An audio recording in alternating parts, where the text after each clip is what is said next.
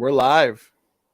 Hey, what's up, everybody? All right, so I'm going to be stepping in as guest moderator tonight because as the 2022 debate challenge continues, Donny just couldn't help himself. He's got to get back in the ring. So tonight we're going to be debating endogenous retroviruses, and I'm hoping that everybody here knows what those are. If you don't, these ERVs are just DNA sequences that are present in germlines of non-viral organisms. That's important. So they either resemble a virus or can come from a virus, and they're estimated to be anywhere around 8% of the genomes. The topic is going to have big implications for the ongoing creation evolution debate. So with that out of the way, the debate tonight is whether or not these DNA elements are enough to support the theory of evolution, the idea that common descent is true. So he's going to have a little bit of bird proof tonight. He's going to take the positive. He's going to try to definitively show that that is able to explain these ERVs to the same degree that common descent can. So in this case, Donny's going to have to show that ERVs either do not support common descent at all, or that there is another theory, namely creation, that can plausibly account for the existence of these ERVs. So get ready. This is going to be a good debate. So pretty technical. These guys are no rookies. He's had almost 100 debates. Snake's no stranger. I know a lot of you guys out there know him. So let's give the debaters some grace in the chat. We don't need to be attacking these men personally. There's no need for that, as the mod will be, ridding the chat of any irrelevant babble. So as for the format, we're going to do 12-minute openings for both guys. They're going to have 8-minute rebuttals.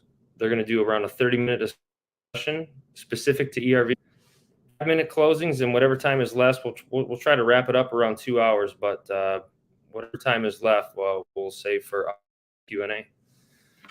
So with that, I hear Taylor's going to be going first. Is that right, guys? All right. Maybe we will. We can do a couple intros before the opening statements if you want. Snake, you can kind of give the audience a little rundown on who you are and your channel. Brandon, I think it might have improved, but you were kind of glitching there a little bit for about a minute. But it looks like it's improved. Or was that just on my end, Snake? Was it glitching for you a little bit too? Yeah, for a second, but it wasn't too bad. Okay. So I think we're good. And yeah, Snake, if you wanted to give a brief intro, who are you, a little bit about your channel, so on and so forth. Yeah, so I am a molecular cellular developmental biology student, and my channel is Snake Goes Right, and it's basically about various topics, but the central theme is kind of, well, the name is derived from the biblical serpent, but the theme shares a common ancestry, if you will, with that same story, and which is basically that knowledge is worth the cost, or knowledge is always the best way forward. So, and knowledge of good and evil is a good thing, I think. So, and that kind of applies to a lot of things that I'm thinking about, not just scientific, but moral and political. And I do take inconvenient political stances that don't necessarily align with the stereotype of an atheist, things like that and such. And yeah, but I have a strong background in science, and that's what we're going to tackle tonight. Okay, much appreciated there, Taylor. For me, I'm Donny, as everybody knows, or you may know me as Standing for Truth. Although I started this ministry several years ago, we now have a team Standing for Truth. So I'm excited for this. I believe this is formal debate number 98 for myself. I know Snake has had a ton of debates as well. And I specifically like debating these types of topics. The more challenging topics. I've had plenty of debates on ERVs, chromosome 2 fusion, Neanderthal phylogenetics, those types of topics that deal with arguments from the evolutionist side. that they would say essentially preclude biblical ancestry or young earth creation. So I like tackling the tough topics, and tonight is endogenous retroviruses. So I very much look forward to this. So that's my intro, and I'll hand it over to Brandon, and I guess we can kind of get into some openings. Excellent intro. So like I said, we'll start with 12-minute openings, and whenever you're ready, Taylor, I'll go ahead and start the clock for you. Yeah, all right. So yeah, we had a brief explanation of ERVs. They are identifiable by certain viral genes that are part of them, and they insert into the genome. That's how they reproduce. Sometimes they'll insert into the gametes or reproductive cells, and thus everything in the surviving lineage of those reproductive cells will have these ERVs. So you can essentially trace who's related from that. And the basic idea is that we share so many retroviruses in the exact same locations of the exact same genes, which are also in similar locations as chimpanzees and other apes. Just one viral group, HERVWs, I think, have about 205 out of 211 similarities. And again, that's just one virus group. There are several of them. And the basic idea is that since there are only so many places for these viruses to insert, first of all, the likelihood that it's going to insert into a gamete is very unlikely in the first place.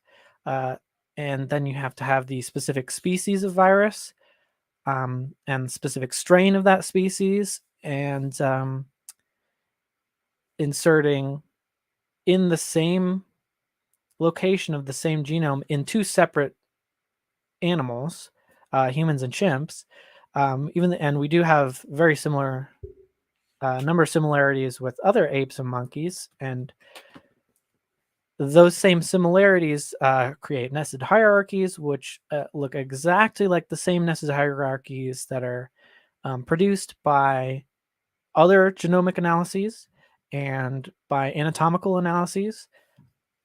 And so this on its own indicates a common ancestry. But as I started off talking about, the likelihoods of these things happening in two separate animals are inconceivably high. And, it could be as high as 5.8 times 10 to the 1,418th. I'm sure that number will be disputed a little bit, but basically the lowest you can get it is still an astronomical number, up to like 3 times 10 to the in the 60s, which is still, I don't know what that would be. That's like somewhere between like quintillions and Google. Google is like a number with 100 zeros after it. So it's just an incomprehensibly high number. And the only way that you could get around this indicating common ancestry is if God put them there, except they are viral infections.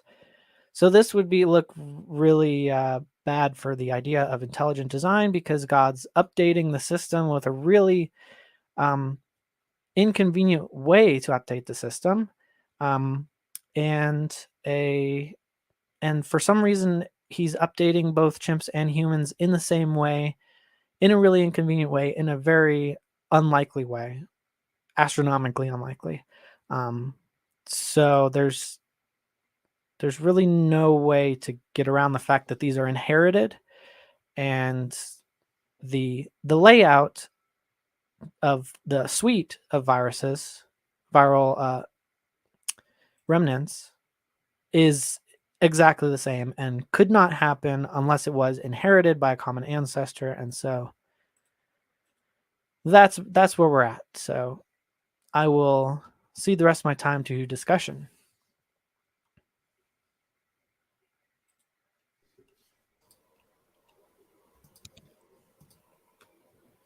All right. Thanks for that intro, Taylor. Looks like you had about 7 minutes to spare, so we can add that to the end. For now, we'll hand it over to Donny for his intro. And whenever you're ready, Donny, start on your first word there. Go ahead. Okay, much appreciated. And let me just get my screen shared here. Brandon, I think there are some people in the chat just asking who they tag for questions. So that'll be Brandon at Brandon for your questions.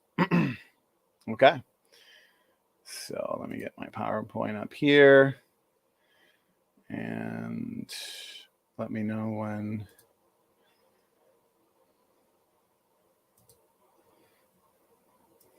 How's that look? Coming in, Brandon? Audio, everything? Looks epic. Yes, the epic showdown. Okay, let me get my timer going as well. I was writing things down like crazy there, and time flies by. Okay, so 12 minutes.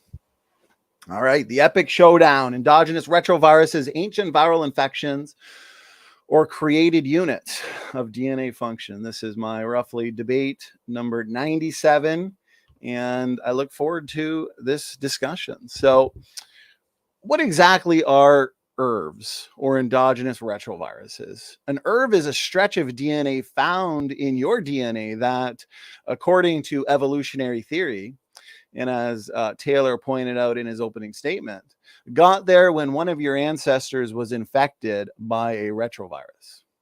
What is a retrovirus? A retrovirus is a special type of virus that inserts its genetic material directly into a cell's DNA. Right here, what is an endogenous retrovirus? They are transmitted vertically, right, rather than horizontally through the germline, and are thus inherited by a successive generation in a Mendelian manner. Reverse transcriptase. This is important right here to understand when it comes to this topic. Okay, because retroviruses, however, use a slower, stealthier approach. After entering the cell, the retrovirus uses an enzyme called reverse transcriptase to turn its RNA into DNA before making its way to the nucleus. Once in the nucleus, it inserts its DNA into the host's genome. Now, when these retroviral genes make their way into sperm and egg cells, they can become a permanent part of a species' genome.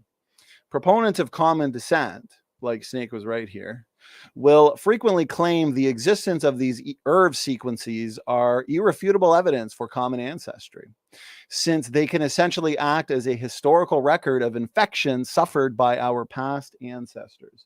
And I've got notes here. Snake pointed out that essentially there is no way around this for the creationist. Essentially, they'll say ERVs, the existence of these shared ERV sequences across various taxa, preclude separate ancestry. So this is going to be a fun discussion. Now, these small pieces of DNA found in the genome are recognized by various signatures. These signatures reflect similarities found in exogenous retroviruses.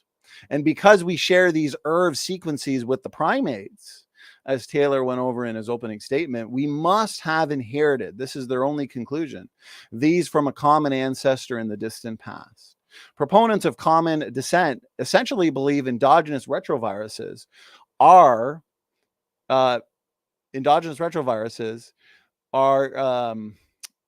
inherited, are the ancient remnant, here we go, ancient remnants of past viral infections that have integrated into the genomes of living organisms. And that's why in my opening slide, the question is, are these really the ancient remnants of past viral infections, or are they created units of DNA function? They assert that these ERV sequences are clearly the remnants of viruses. They don't question it. To them, there is no debate. When we look to the properties of the ERV sequence, we can see that they are found in retroviruses. Evolutionists will also point to, and Taylor mentioned this in his opening statement as well, they'll point to the nested hierarchy that these sequences fall into. And we'll definitely be discussing that specific line of argumentation as well. And again, herbs that are shared across species are evidence for common ancestry to the evolutionists. Now, I do want to go over kind of some of the details and some of the basics before I continue into kind of the meat of this topic, as it is my goal for people to be able to follow tonight's debate. And at the end of it all, see exactly why herbs are not really good evidence for common descent. And as a matter of fact, they are amazing evidence for biblical creation, as we are going to see. But more specifically, the design diversity model. Now, when a retrovirus becomes a permanent part of a species' DNA, according to the evolutionists, it becomes an endogenous retrovirus. This is important to understand. Scientists call it endogenous because it is inside of us from birth. A retrovirus is not passed on genetically or vertically, is referred to as endogenous. If it's passed on vertically, it would be referred to as endogenous. But if it's passed on horizontally, we're looking at that which is exogenous, okay? And it is the retrovirus, as I pointed out, that is passed down genetically that we would refer to as endogenous. And that's what we're discussing here tonight, because the organism will be born with this viral DNA. Now, the human genome contains thousands of ERV sequences. As I touched on earlier, these stretches of DNA match sequences found in retroviruses. And to the evolutionists, this is why there is no question, as Taylor pointed out in his opening statement, that these are indeed the ancient remnants of past viral infections that have been passed down, essentially. And the question is, though, how do we know for sure genes with similar sequences to virus genes actually came from viruses? And again, to the evolutionists like Taylor here, it's the important properties of the herbs themselves that tell us these DNA elements actually originated from retroviruses. Notice on this specific slide, the structure of herbs match modern retroviruses, for example, HIV. On both ends of the retroviral DNA will be two identical sequences known as LTRs, or long terminal repeats. In between the LTRs, we find the GAG, the pol, which codes for the reverse transcriptase we were talking about earlier, and the ENV, or envelope protein, which codes for the envelope that makes up the body of the virus. These structures are common in herbs and retroviruses. Remember, again, it's important. Herbs are assumed by the evolutionists to be the ancient remnants of past viral infections. Evolutionists consider these to be genetic fossils that point us to common descent. Advocates of common ancestry would say that the chances, and Taylor pointed this out in his opening statement, that the chances of two herbs being inserted at the exact same location in separate organisms are very small. They will argue that the chance of a human and a chimpanzee being infected in the exact same spot by the same specific type of virus is far less than 1 in 10 million. And to them, as Taylor put it, this is highly unlikely. The more shared ERV sequences then that we find, the more unlikely it becomes that these were inserted what? Inserted independently. Okay, so in a nutshell, why do evolutionists believe herbs are a good line of evidence for common descent? One, the sharing of similar herbs at similar locations in different genomes, plus the nested hierarchical distribution of herbs themselves. Two, the properties of the herb itself. We covered that. And three, the examination of shared mutagenic discrepancies between the long terminal repeats of LTRs of shared herbs, essentially the structure itself, okay, that also form a nested pattern of distribution across various organisms. So here's some important questions we have to answer. Why are there ERV sequences shared between the genomes of organisms? And two, if viral-like sequences in the genomes of organisms are functional, which I am going to argue is the fact today, why do they bear similarity to viral genetic material? So as we know, the entire junk DNA paradigm has been overturned, essentially, which is confirming evidence for the design diversity hypothesis, which suggests that God would have front-loaded the original created kinds. This includes Adam and Eve, with created diversity, okay, created nuclear heterozygosity, essentially, as well as functional DNA elements, such as these ERV sequences, pseudogenes, allele sequences, so on and so forth. So as you can see here, pseudogenes necessary to sustain healthy life processes in the cell, lines, signs, introns allow for alternative splicing, ERVs. ERVs are what we're focusing on today. So they function now in antiviral function, tumor suppression, gene regulation. We are going to get into all of that today. Now, the question is, why do ERV sequences resemble viral genetic material? And this is a common response from the evolutionists after we show them just how functional and essential these retroviral-like elements are. And we have an easy answer. Okay, one of the major functional roles of these viral-like elements, these ERV sequences, is that they have a purpose in the innate immune system. They play an antiviral role. They're important DNA elements that work greatly in the immune system of their host. The way they mechanistically exert their antiviral effect has to do with their sequence similarities to viral material. Without the specific nature of these ERV sequences, they could not do the important job that they do. Thank God they resemble viruses. Thank God they have similar properties to exogenous retroviruses. Their functional roles depend on these similarities. This is not evidence that they are the ancient remnants of viral infections. No, the properties of an ERV sequence is necessary in light of their essential roles in aiding in the immune system and fighting off viral infections. In my last 2 minutes here, I want to go over some of the more amazing functions found in these types of sequences. It has recently been reported that ERVs can act as DNA regulatory elements, as long non-coding RNAs, and as triggers in the innate immune system. Okay, and this isn't just creationists making this up. Notice this from the secular literature. HERVs, HERVs, human-specific ERVs, appear to play important roles in physiology, fetal development, and human evolution. Notice this, if the accidental, notice this, to the evolutionists, it's all an accident, right? Blind chance. Infection of a mammalian ancestor by an exogenous retrovirus had never occurred. The placenta and the mammals that produce it, including humans, would have never existed. Beneficial role of human endogenous retroviruses.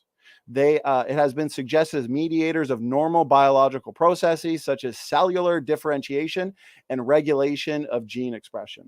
And in my last 40 seconds here, I mean, we could go over function after function. Here's the one that I was specifically referring to earlier, how endogenous retroviruses protect us from viral infections. They not only regulate cellular immune activation, but may even directly target invading viral pathogens.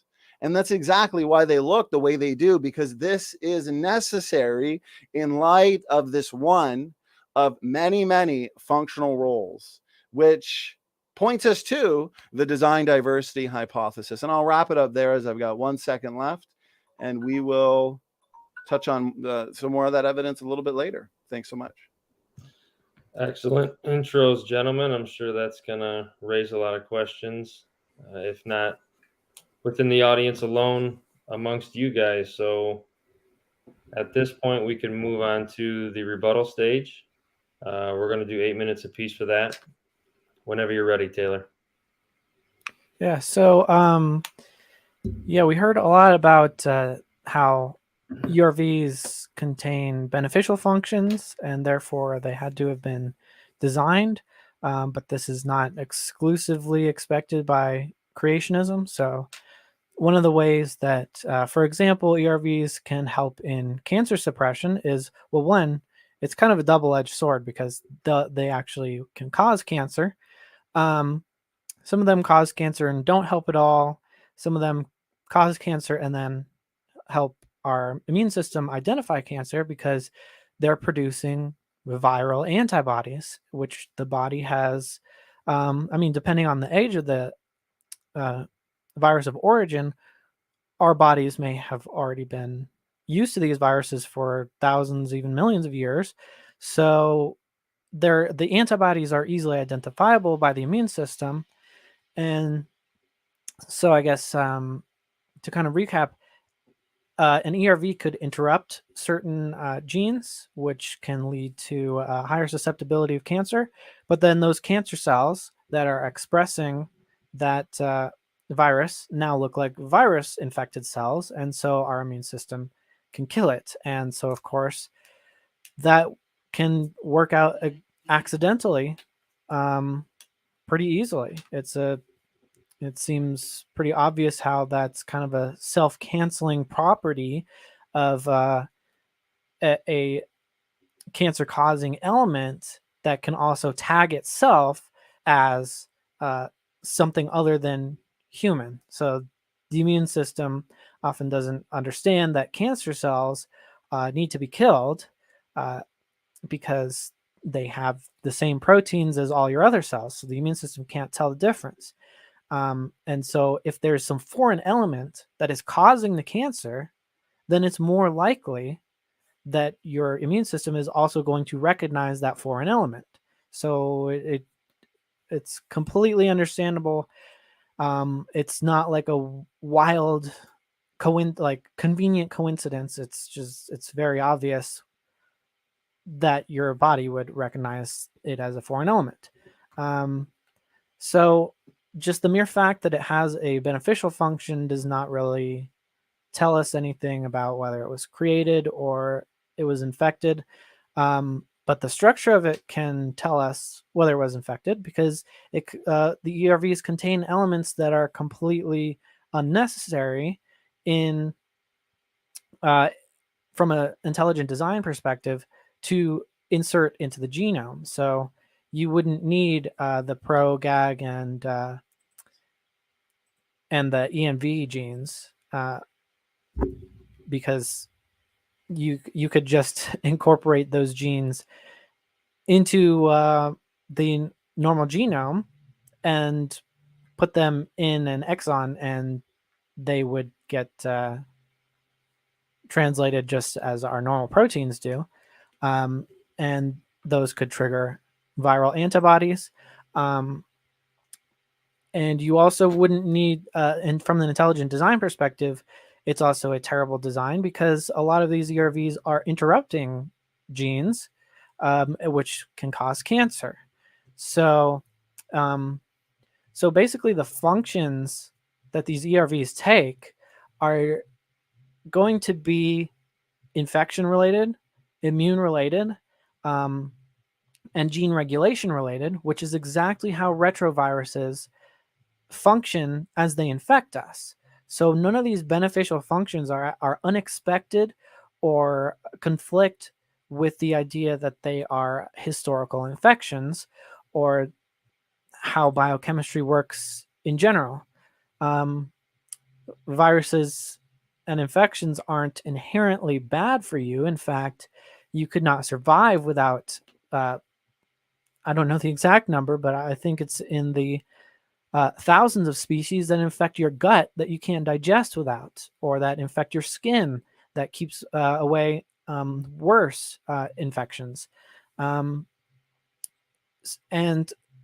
as a parasitic or infectious pathogenic or a pathogen, they don't want to kill their host. So the most successful pathogens actually work with the host. Same with the symbiotic biological relationships. You can suck the blood out of your host, but if it kills it, you run out of your food supply. If you're hardly noticeable, or if you actually provide some kind of benefit, then your host is actually going to want you around. One example is the birds that they're not exactly parasitic, but they clean out the teeth of the crocodiles. The crocodiles don't eat the birds that hang out in their mouths because they clean out their teeth. So these kind of relationships can develop naturally, and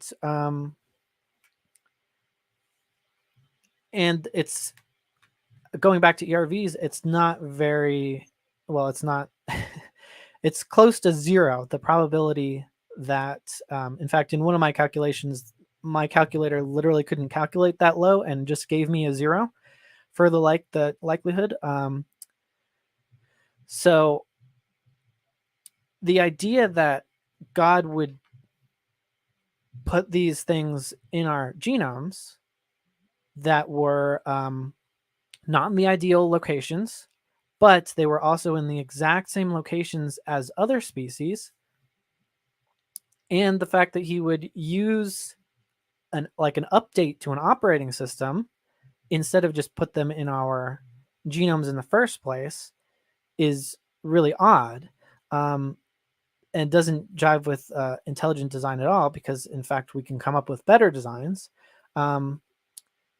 So the fact that they're in the same locations does indicate that it was a historical infection shared by two different species, not because of the similar sequence, but because, well, they're identified by the similar sequence, but again, similar species, similar location of a similar gene, well, almost exactly the same. And it's the fact that this isn't going to happen just by chance. I had another point, but I derailed my train of thought. I'll get it in a minute.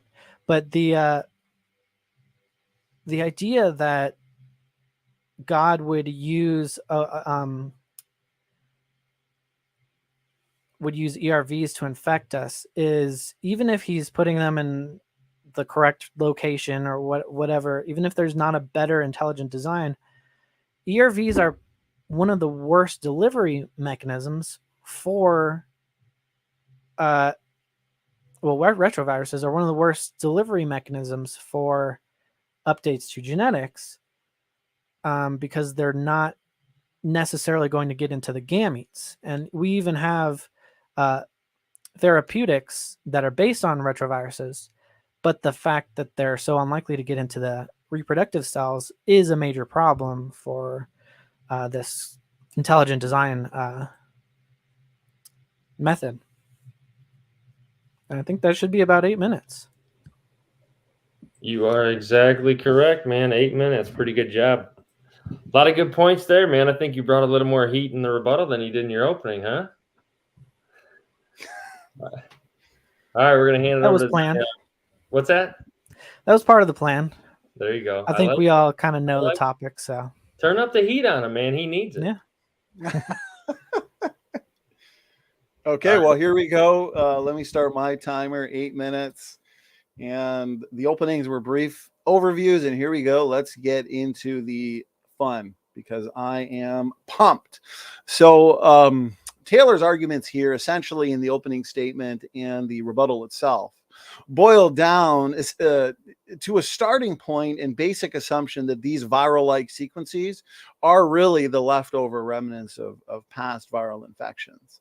Just so stories aren't going to show us empirically how non-functional endogenous retroviral-like sequences can go from something that is non-functional to critically functional in determining cell types, aiding in the immune system, embryological development, and so on. Okay, because he pointed out that it's not just one beneficial function. Okay, he what I've written down is he said, a beneficial function, one single beneficial function, can certainly come about through co-option or evolution. It's not just one. Okay, there are massive amounts of ERV-like sequences that are aiding in transcription and in so many important functional roles. And something important to note is that retrotransposons, okay, they are mobile genetic elements, and we know that they're often referred to as jumping genes because they can actually move around the genome, jumping from one location to the next in the DNA itself. They can literally move from one chromosomal location to another. And the ability of a retrotransposon to move around the genome allows for what? It allows for genetic variation when mobilized. So here's another important functional role of these various classes of retrotransposons. And that's why there's a creationist model called the VIGE hypothesis, which stands for, that acronym stands for variation inducing genetic elements. And the fact is, in what this model proposes essentially, is that a lot of these bad viruses have actually originated in endogenous retroviral sequences within the genome rather than outside. And we can actually make viruses in our genome. This is an important point because in our cells, we make all of the parts that viruses make. We have all the ingredients and properties to make viruses. We make protein shells, we make DNA, we make RNA, we have DNA and RNA copying enzymes.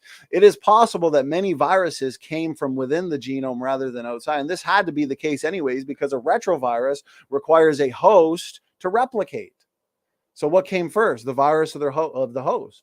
It makes sense, and it solves this dilemma and paradox that evolutionists face in terms of the origin of viruses in general, specifically retroviruses. I'd like to ask Snake, what's your explanation for the origin of these retroviruses that require a host in the first place?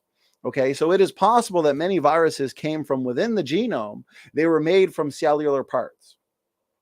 As our cells are packaging things in various different ways, a few accidental changes during the packaging process can actually make a bad virus. And it sounds like viruses came from the human genome rather than vice versa. So his response here in my notes, where he says that a lot of these ERV elements are detrimental, cancer-causing, disease-causing. Well, that's exactly what we would expect through mutation accumulation, through accidental errors in the genome may result in fully working endogenous retroviral-like sequences, altering to the point where they may cause disease and may cause cancers of all sorts. But the fact is, one of their main roles is the fact that they play an antiviral role. And because of this, they require what he was saying aren't required, like the GAG gene, the POL gene, the ENV, okay, the LTRs. No, these are all functional properties of the overall endogenous retroviral unit, okay? And there's a lot of latent genetic information in our genome. We understand this. And many of these retrotransposons actually have a gene promoter in them. And so if they're stuck in, let's say, one place in the DNA, and within this place in the gene, they can turn on a gene. Okay, they regulate. And if they move, that gene gets turned off. So you have these signatures of integration, not because they are being integrated from the outside, but because they are actually moving around within the genome itself. Okay, so if this mobile element moves, that gene gets turned off. And what this tells us is that as jumping genes are popping in and out into the genome in different places, they can literally turn things on and turn things off. This is evidence for forward thinking, which points us back to a forward thinker. And I want to share screen and kind of just demonstrate a lot of what I'm saying here in the number of papers that I have made for everybody. Right here, ERVs are retrotransposons, a type of transposable element that spreads throughout the genome via a copy and paste mechanism. And there's a different class that can do it through a cut and paste mechanism, okay? Retrotransposition. This capacity allows ERVs to make copies of themselves that in turn insert themselves elsewhere in the genome. And that's why you'll often see them being referred to as mobile elements. All right. The ability of transposons to increase genetic diversity. This isn't coming from creationists. Here's an article in, you can find it on Nature. Together with the ability of the genome to inhibit most transposable element activity results in a balance that makes transposable elements an important part of evolution and gene regulation in all organisms that carry these sequences. So again, jumping genes. And here's something that's interesting about the function of of ERVs is that much of the evidence for the function of Ts comes from the growing realization that many transposons are highly conserved among distantly related taxonomic groups. So if what we're looking at is high levels of conservation, that would mean they must be there for a reason if they're not being hit with all of these mutations that essentially could be damaging, because maybe we're looking at a sequence that's nothing more than genomic leftovers, genetic baggage. No, sequence conservation suggests functionality. And this is an important point, guys. ERVs frequently have important immune functions, and they should not be presumed to be junk DNA. This defeats both the junk DNA or junk ERV argument against the design of the genome. It also challenges those who want to use the supposed junk status of ERVs as an argument for common ancestry. So the last thing I want is that the LTRs, okay, they're there for a reason. They have the capacity to exert regulatory influence as both a promoter and enhancer of cellular genes. We went over the fact that what we could be looking at in terms of bad viruses is viral escapees. And last thing I'll say is this argument from co-option, it's imagination. Okay, I'm going to end it here with a simple question for Snake, I guess, as we move into the open discussion.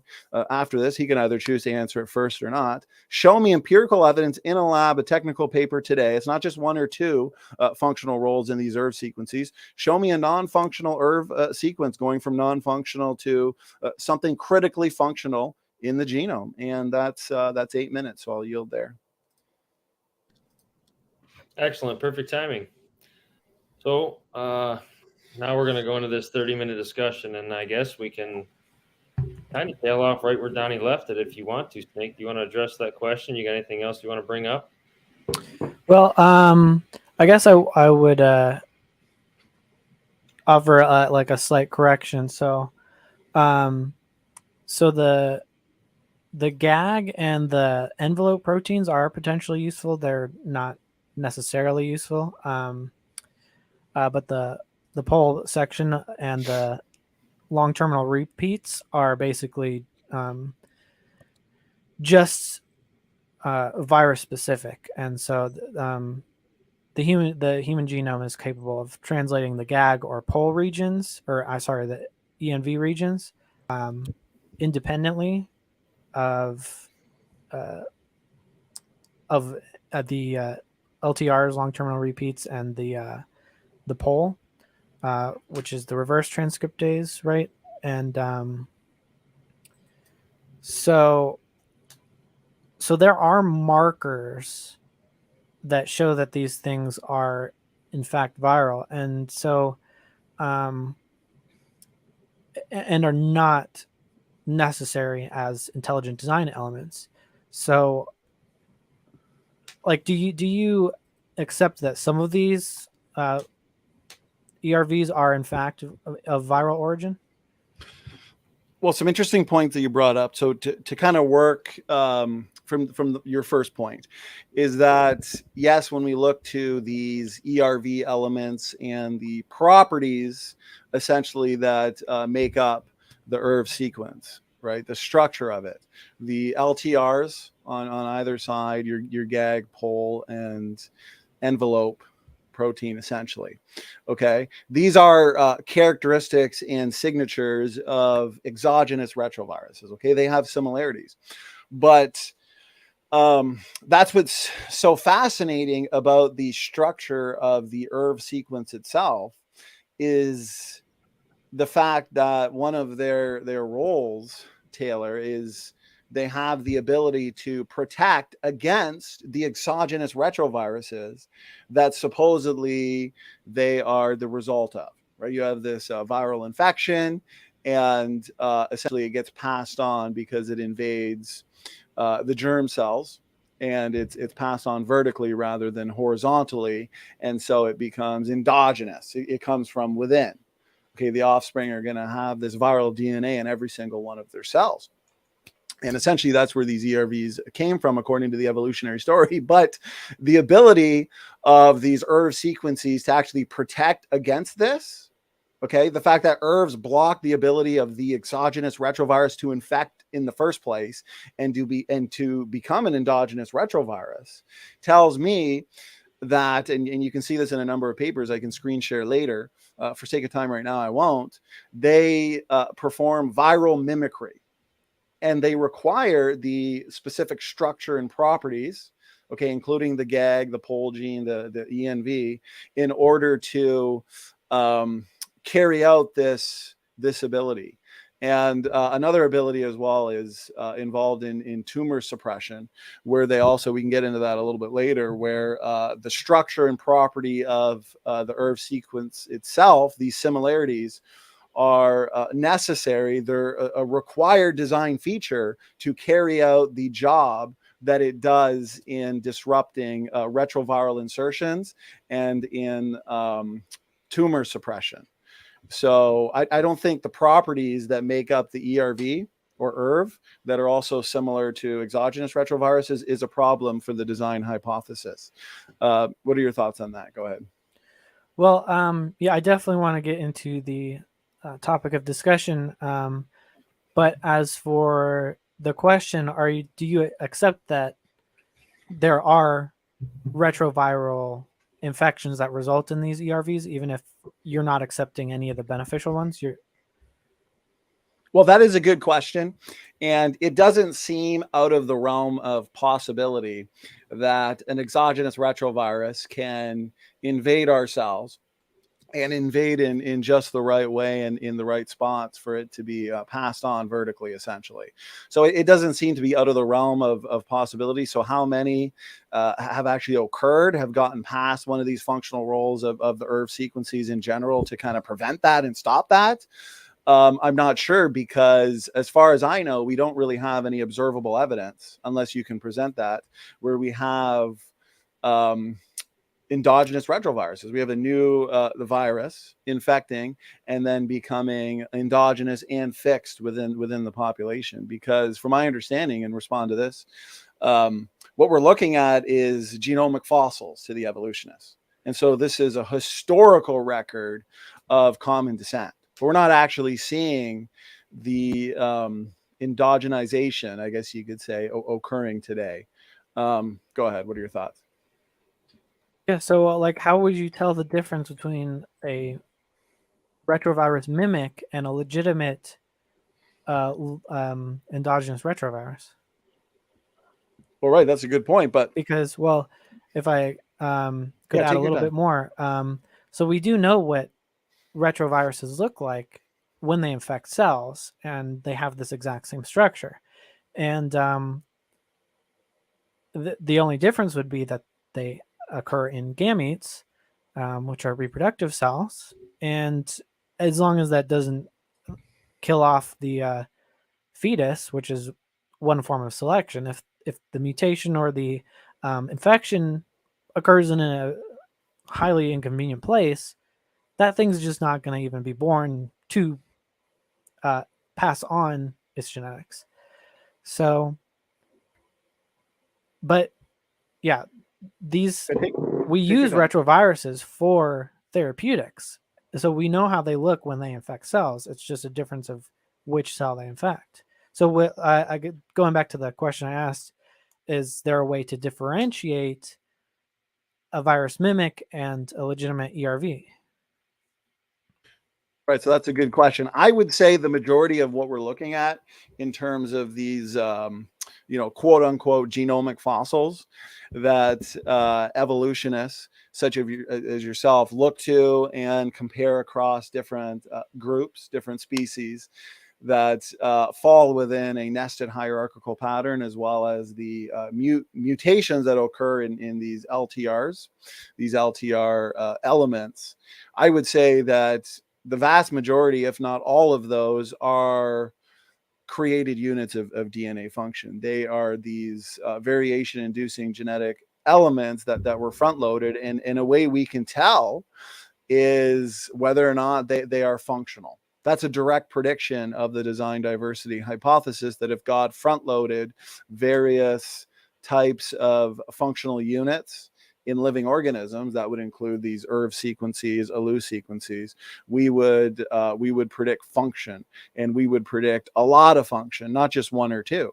So when we find an ERV sequence that is functional in, let's say, embryological development, or beneficial in, like right here, human endogenous retroviruses have recently been suggested as mediators of normal biological processes such as cellular differentiation and regulation of gene expression. So I would say, okay, confidently, this is a created unit of DNA function, given its functional role. And for you to demonstrate that, no, this is the ancient remnant of a past viral infection, you would show how it's actually possible empirically for this type of DNA unit to become functional in determining cell types, gene expression, embryological development, in the immune response. So that would be my criteria, is looking for function. And if we have an ERV sequence, here's the last thing I'll say, and then take as long as you want. If we have an ERV sequence, okay, that is functional, let's say in the immune system, and then we have another ERV sequence that maybe we haven't really tested, so we don't know what the function is yet, but they still bear the same signatures and similarities, I would say, okay, this is, I would predict this is also a functional ERV element, but what's its exact function? We still have to test that, which is nice, because this is where testable predictions that are falsifiable come into play, you know? So respond to anything, but again, I'd like to ask you, given the criteria, what would be your best example of a non-functional retroviral-like element or sequence going from non-functional to something functional in the immune system, in embryological development? I mean, that paper that I showed in my either opening or rebuttal, the authors, which are secular, they admitted that without this endogenous retrovirus, we wouldn't be able to reproduce. It's required for embryological development. So, Snake, go ahead.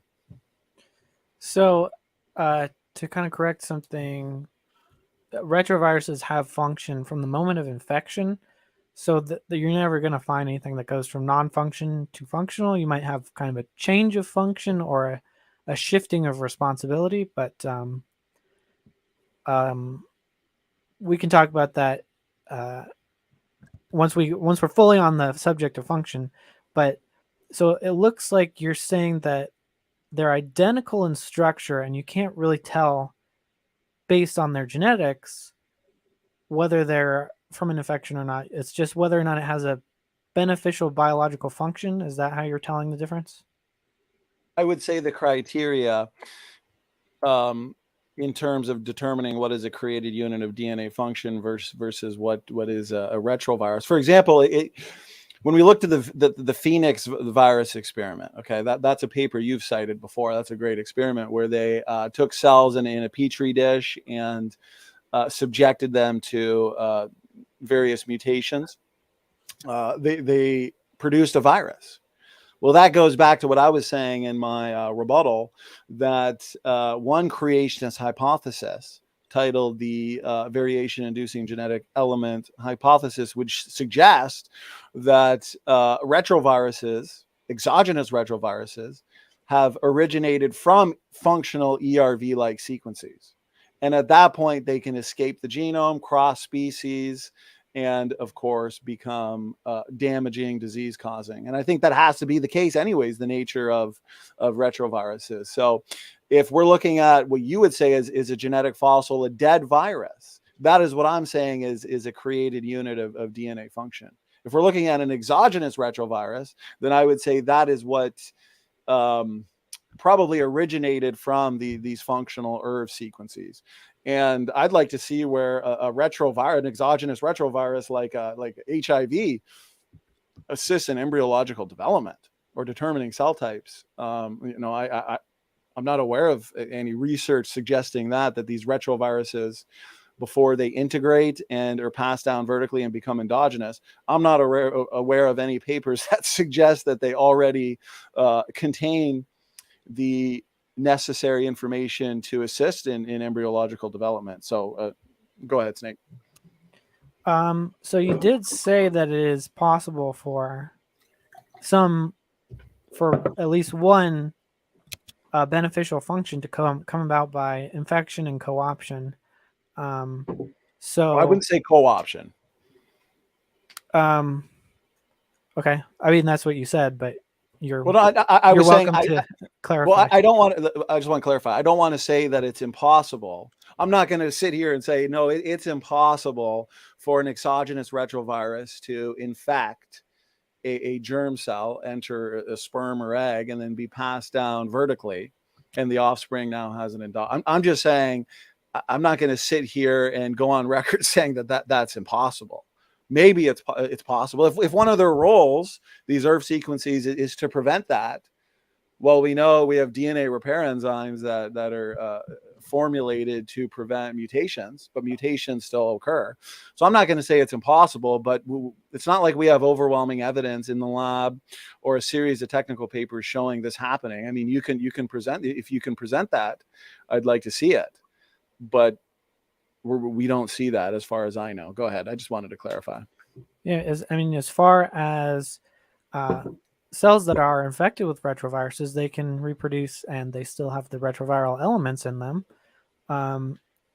And so as far as co-opting a function, like I said, not all viruses are going to be harmful. And some of them are going to be harmful in the right way. So there are certain genes that we could benefit from having down regulated, and if the virus infects those genes, then that's going to be beneficial because it's damaging a bad gene or a gene that might need to be turned down or interrupted in some way. So yeah, what's your response there? Well, a few responses and a few questions I would have is, if what we're looking at here, then these thousands and thousands of ERV sequences that essentially are the ancient remnants of past viral infections, okay, that have been passed down over millions of years. How in the world did these ancestors survive to reproduce, especially this invasion of deleterious exogenous retroviruses? How did they survive this invasion of all of these viruses? How was this not deleterious to the point where, for one, selection would just remove the infected group from the equation, and two, how would this result in fixation, since we're looking at fixed ERV like sequences? Go ahead, Snake, if you want to answer those. Well, the first step, obviously, we survive all the time, just as we are now, getting infected by all kinds of things. As far as deleterious ones, I explained there is a selection filter where, just like any mutation, if it's too detrimental to the organism, it's not even going to gestate, or it will gestate badly, and if it's born, it will die soon after or not be able to reproduce. So there is a selective filter based on how harmful the inclusion of the virus is. So I mean, half of all pregnancies don't even implant. Half of all fertilized eggs don't even implant, and there are, I don't know how, I think it's in the like dozens of millions of sperm cells per ejaculate. They're all going to have different mutations and potentially infections. So if the infection is bad, the sperm cell will be unfit. It won't even get to the egg. If somehow it gets to the egg, then it probably doesn't have an infection bad enough to slow it down. If it if the infection doesn't slow down the sperm cell, it might have an adverse effect on development, and thus that genetic element will not be passed on. As far as co-opting a function, we see this in a lot of different organisms where two different genetic elements or anatomical elements can serve the same function, and they can lose one of these and get along fine because there's a redundancy there. So if the ERV is providing a similar regulatory function as a regulatory function that the organism already has, it is now free to have that ERV mutate, and this happens a lot where ERVs might be slightly harmful, but we can sequence them and see that they've lost some of the pathogenic elements of them so that they're not harmful. If you have that redundancy, you can have mutations in either the ERV or the previous regulatory element, and you'll still have the same regulation. So there's no theoretical or functional barrier to the co-option of those ERVs, even as essential functions. Okay, so I'd want to respond to quite a bit there. First thing I'll say when it comes to the answer to the question about how these species could essentially survive just mass invasion of virus after virus. I do believe it, unfortunately for the evolutionists, does require a lot of just so storytelling. We know that this hypothetical invasion of viruses occurred millions of years ago in order for them to be passed on. And after the human to chimpanzee split, we have the similar ERV sequences because the human line, chimp line went different directions, but retained these endogenous retroviruses essentially. But my biggest counter to that is the paper that I showed earlier in my rebuttal that demonstrates we're looking at a lot of conservation, a lot of conserved sequences where these ERV elements haven't really been hit with a ton of mutations. And so this would suggest, and this was from a secular technical paper as well, this would suggest that we're looking at genome-wide functionality, essentially, of these ERV sequences. Now, of course, through mutations, recombination, and other accidental changes, these could destroy the functions of some of these ERV sequences. Also, we know that a lot of these ERV sequences are only functional. They're expressed during different stages of development, okay? And after they are expressed and essentially they do their job, they are then turned off or suppressed in their function.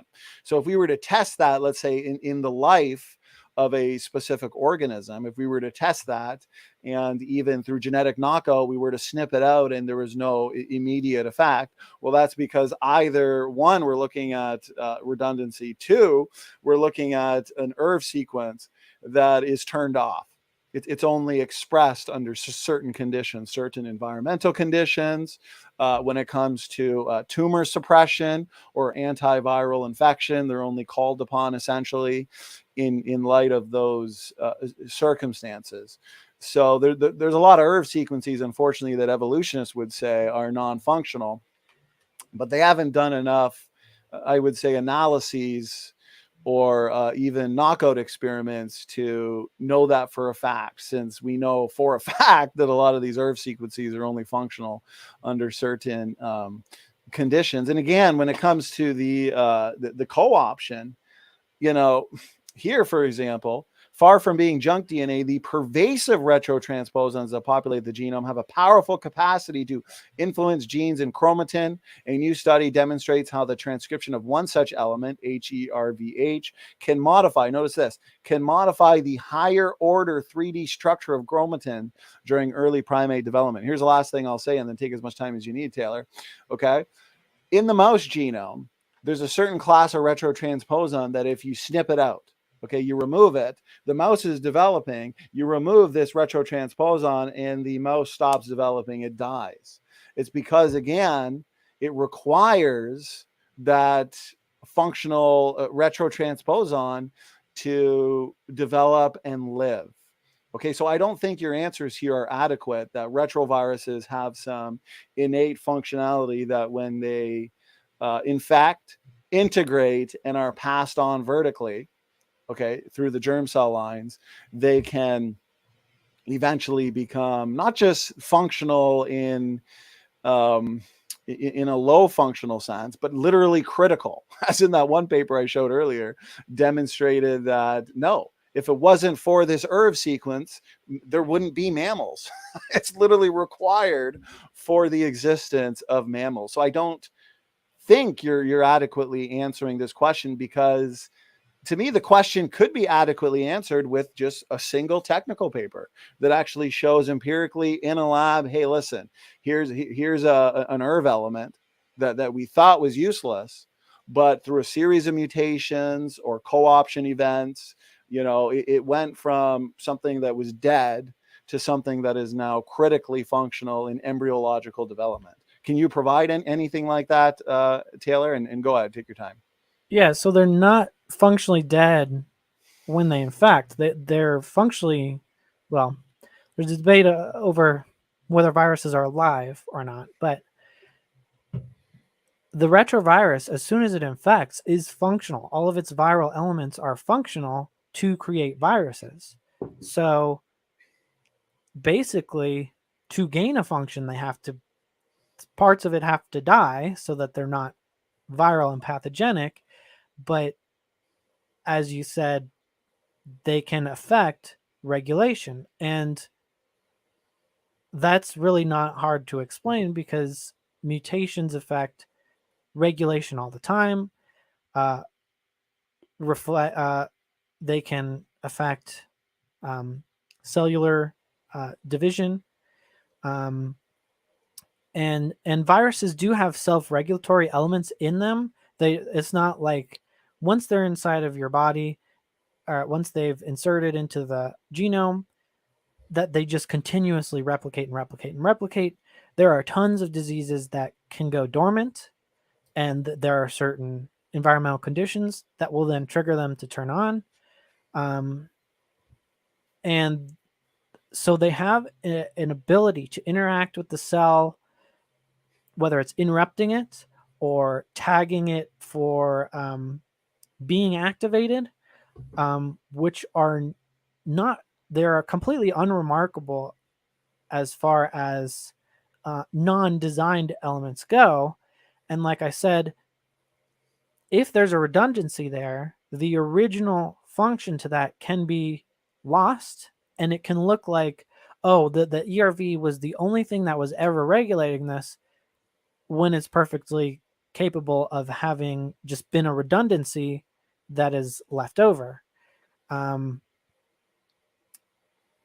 Well, and yeah, go ahead. I'm going to be listening, but I'm just going to grab something real quick. no worries. So again, the example that I pointed to, where you have a class of retrotransposon that, if knocked out, if removed, the organism stops developing, it dies. I mean, we're not just talking about the known properties or function, I guess you could say, of exogenous retroviruses. Okay, the evolutionist is saying that these ERV sequences that we see, where the debate lies, are these really the ancient remnants of past viral infections or created units of DNA function? You guys are the ones purporting. For example, I had a bunch of papers here up from, let's see if I can get to them real quick, from the secular literature, where the best you're going to get, for example, here, if in the past HERVs were mistakenly considered as useless elements of the human genome, DNA junk, which they're admitting that in the past, this is what they assume. So one question I'll have, if you want to keep it to memory, is Do you have any technical paper or any example of an evolutionary scientist predicting function before function was found? That's a question I'd be interested in hearing an answer to. Today, some are recognized as conferring biological advantages.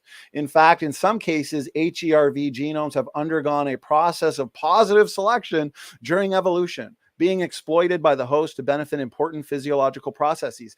This is a paper from 2020. This is the best you can find. I've read through dozens of papers, and they don't actually, they'll say, well, these are engines of evolution, positive selection, kind of like what you're doing. And apologies if this sounds aggressive. I just think it's a lot of fanciful storytelling, a lot of informative gloss, and essentially imagination. Like, just imagine, an exogenous retrovirus that essentially is infiltrating in order to do damage to the host. The exogenous retroviruses we know today, like HIV, for example, nobody wants that infection, right?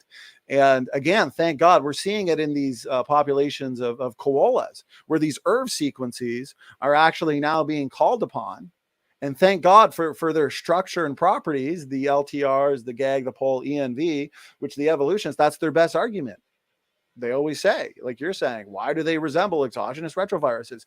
They literally require these similarities. They require these signatures in order to do their job when it comes to fighting off bad viruses.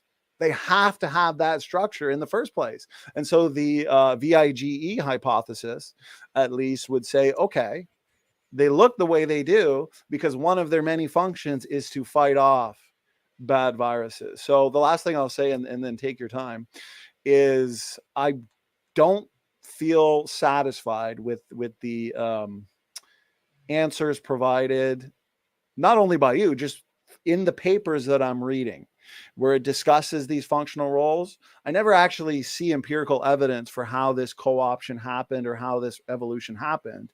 They just say it did because positive selection, engines of evolution, so on and so forth. So, obviously you can disagree with me, but I don't feel like an adequate answer has been provided to how these incredibly important functional roles can come about.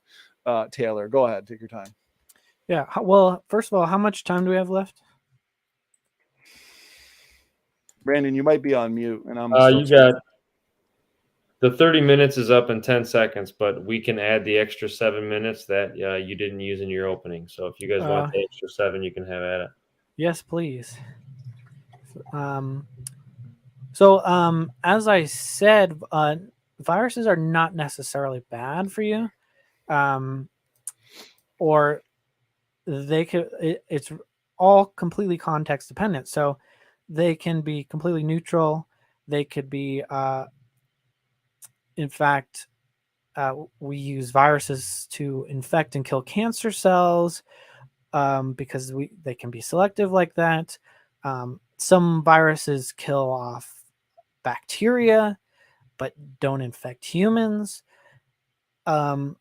Or viruses might have a disruptive effect on harmful genes or mutations that we already have in us. So the regulatory nature of retroviruses already explains it in any evolutionary way that they can regulate things. The only thing, if there's a dependency there, this would seem to indicate that it was not based on the evidence that it was an infection, would seem to indicate that it was a part of a redundancy that we've lost. And we see that such as there's a species of amoeba which has a sister species, and there's one species of bacteria that infects both of them. One of the cousins is killed by the bacteria. It's pathogenic in them. The other will die without that same exact species of bacteria. And so there's very little difference between them, but one of them, they're the same biblical kind, but one is entirely dependent on something that it did not have before getting infected by it. So, and this is based on redundancies. So it had something in its genome that was able to keep it alive before. One of the pathogenic bacteria infected the amoeba, spread throughout the population because it was not as pathogenic as a variant that it's related to. And then the amoebas that could tolerate these bacteria basically lost their original function, and now you can't take the bacteria out without killing them. But they originally had this function. So we observe this process happening. We know it's possible in viral regulation. So, Snake, if I as could, I yeah, just wanted to make sure you answered the question and still continue on as long as you need.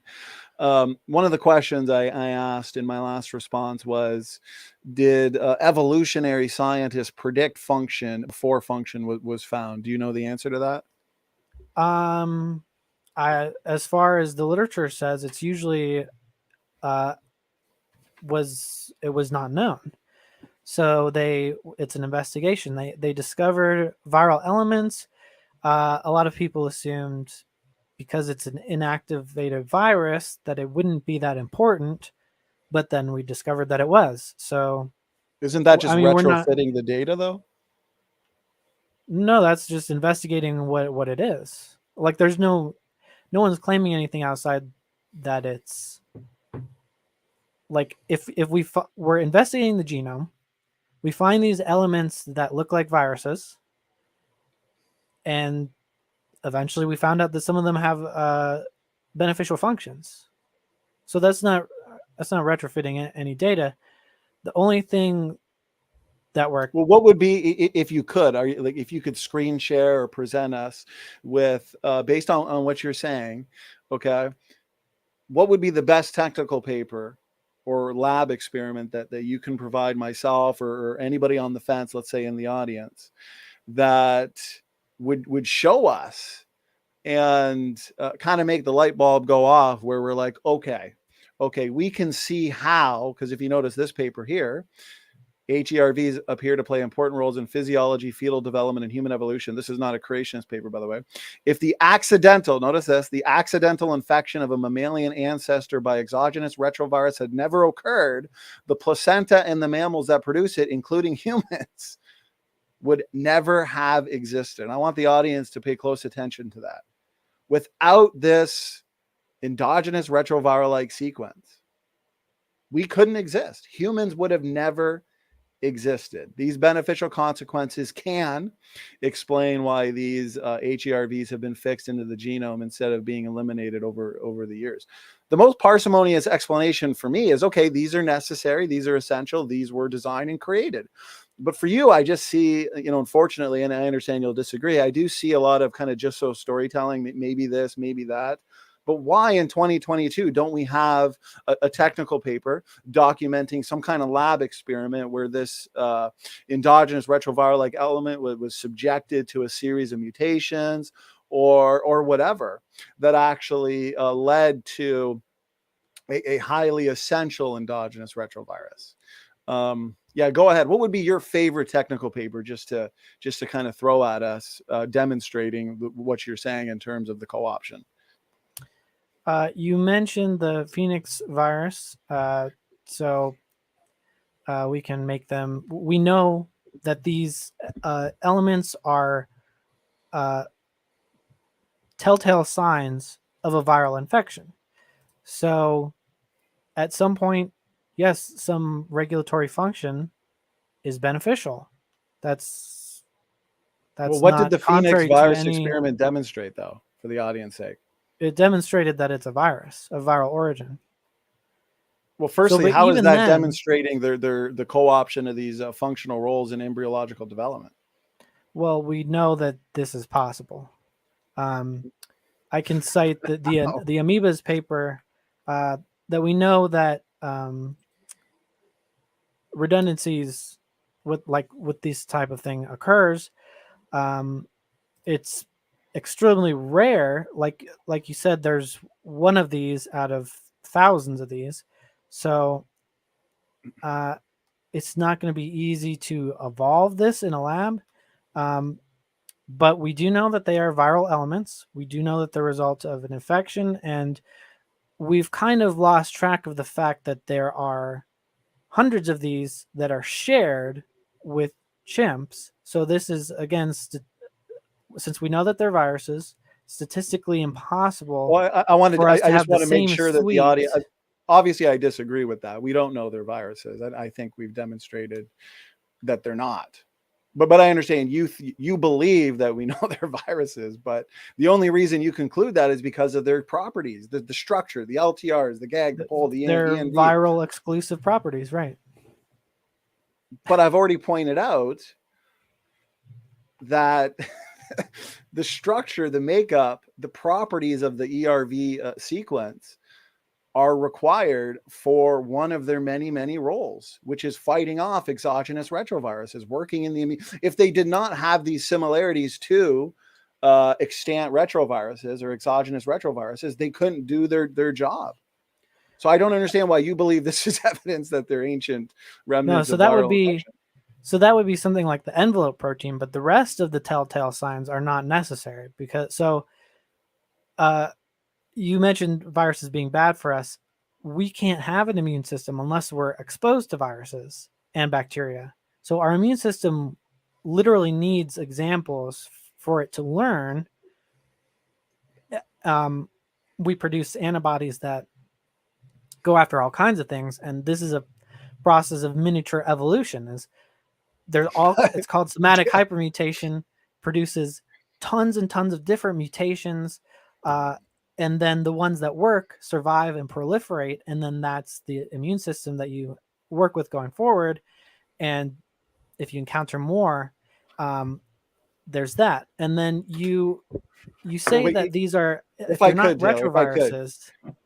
If I could, okay, I have to point out that no, every property of the unit, the ERV unit. For one, a lot of what we're looking at in terms of these sequences are just LTRs, just functional stretches of DNA. You know, we only find very few full endogenous retroviral sequences. I think you understand that. But if you're looking at the LTRs, the gag, the pole, the ENV, it's all functional for the unit. Okay, it would be like saying, well, you know, a human being is not a functional unit. It just has some functional parts and other parts that are not functional. Well, that doesn't make any sense. The ERV unit itself is made up of properties or ingredients, I guess you could say, that are necessary for its functional roles, including the fact that they jump around, retrotransposition. They can jump around the genome, okay, leading to genetic diversity, turning genes on and off. They require their structure to even do that role. So I just wanted to say, I think you're wrong on that, Snake. Go ahead. No, because you don't require them to have retrotransposable elements. They stay in the same place. That's part of the reason that's part of the whole argument, because they're in the same place. If they were hopping around completely, that would... Well, they can move around. There's class 1 and class 2. They can either move around through a copy and paste mechanism or even a cut and paste. Yeah, they're jumping genes, right? But the fact that they're found in the same locations is one of the pieces of evidence. So that's not a functional element. That you don't require it to jump around for it to express envelope proteins, that's one of the ways that it's beneficial to cancer, is it starts producing viral specific particles that the immune system can recognize. But it doesn't need an entire it doesn't need the LTRs to express those envelope proteins. And in fact, the LTRs have a different function. But as you said, not all of these are complete retroviral sequences anyway. They have function and get along fine without the entire suite of retroviral tags. Right. A lot of what we're looking at in the genome are just LTRs. And notice here from PubMed, endogenous retroviral LTRs as promoters for human genes. In this review, we summarize known examples of LTRs that function as human gene alternative promoters, as well as the evidence that LTR exaptation has resulted in a pattern of novel gene expression. You can read through this all yourself. My hand and my foot and my heart and my lungs, okay, everything that makes up me, okay, the unit that is a human being, has different functional roles, does different things, just like the ERV is made up of LTRs, or you just have isolated or solo LTRs that are just functional stretches of DNA, critical in gene promotion, things like that. Either way, what we're looking at, regardless of the property, it's functional and necessary. And it contradicts this idea that these are the ancient remnants of viral infections. Again, I haven't really seen the Phoenix virus experiment. That doesn't work. That just showed us exactly what we've been predicting, that retroviruses have originated from within the genome. So they subjected an endogenous retrovirus to a series of mutations and revived a virus. Well, that's exactly what we're saying based on our VIGE hypothesis. So that doesn't work to answer the question. I just think this is a question that evolutionists really do struggle in explaining, and I understand why. Go ahead, Nick, Taylor. Yeah. Why don't you go ahead and take the last word on that? Address what he said there. Take your time, and then we'll move into your guys' closings if you want. Yeah. So the entire suite of retroviral parts is not necessary for the beneficial function of it. Some LTRs are beneficial, some ENVs are beneficial, some GAGs are beneficial, but not the entire thing. You can cut it up. And as you said, some of them are missing some of those parts, but those are identifiable tags that show us that they are viral elements. And we can give you that it's a retrotransposon that originated in the genome. It doesn't matter. Well, I'll finish that thought, but so even if so this is with the LTRs example that you gave, this is exactly what we expect evolution to do. Is we have promoters, we expect that new DNA elements are introduced or moved around that can change the regulation of certain genes or change the composition of the proteins of the genes that get made. And this is not news. It's just news that some of the viruses are confirmed to have functions. So that's exactly how we expect evolution to work, is to co-opt new pieces of genetic information. But as far as we can give you that, they're not even the results of retrovirus infections, but simply created transposable elements. I'll give you, God created these pieces of DNA, but if you're going to go with their transposable elements, there's no mechanism for them to transpose to the exact same place or any very specific place. So the fact that they transpose in the exact same location, in the exact same genes, in the exact same location of chromosomes with the exact species, is still evidence that they are an inherited suite of a pattern that comes from a common ancestor. Well, before you go into your closing, and maybe answer this in your closing, you understand that a lot of these jumping genes, these retrotransposons, they do have, it's not entirely random. They have preferred integration sites, as in maybe, between this gene and this gene is going to allow for the essential function that it requires, or this will allow for the for genetic variation when they jump around. So they have so it's not just completely random. A lot of what we're looking at is non-random. And so that's why we would see them jumping into a lot of similar spots. Maybe save that for your closing. You have 5 minutes. Sure. Yeah, let's move into that. All right. Like you said, Snake, you're going to get 5 minutes. Yeah, you'll go ahead and go first. All right. So yeah, I calculated being extremely generous and only, again, this one viral group, the ERVWs, HERVWs. If we're saying that there's 211 that we have, And we're going to be extremely generous and say that there's only 211 possible places where it can insert, which is way too generous to be realistic, but let's go with that. Let's say that each virus can only go to one of these 211 places. And let's say that each has a 50% chance of going there, because yet, like you said, there are preferred sections, but there are still millions of them. But we'll reduce it down to 211 and give it an extremely generous chance of 50%. We still have a 3.5 times 10 to the 64th chance of it occurring the way that it does. And so there's that. Plus, it happened exactly the same way in chimps. To the 205th. So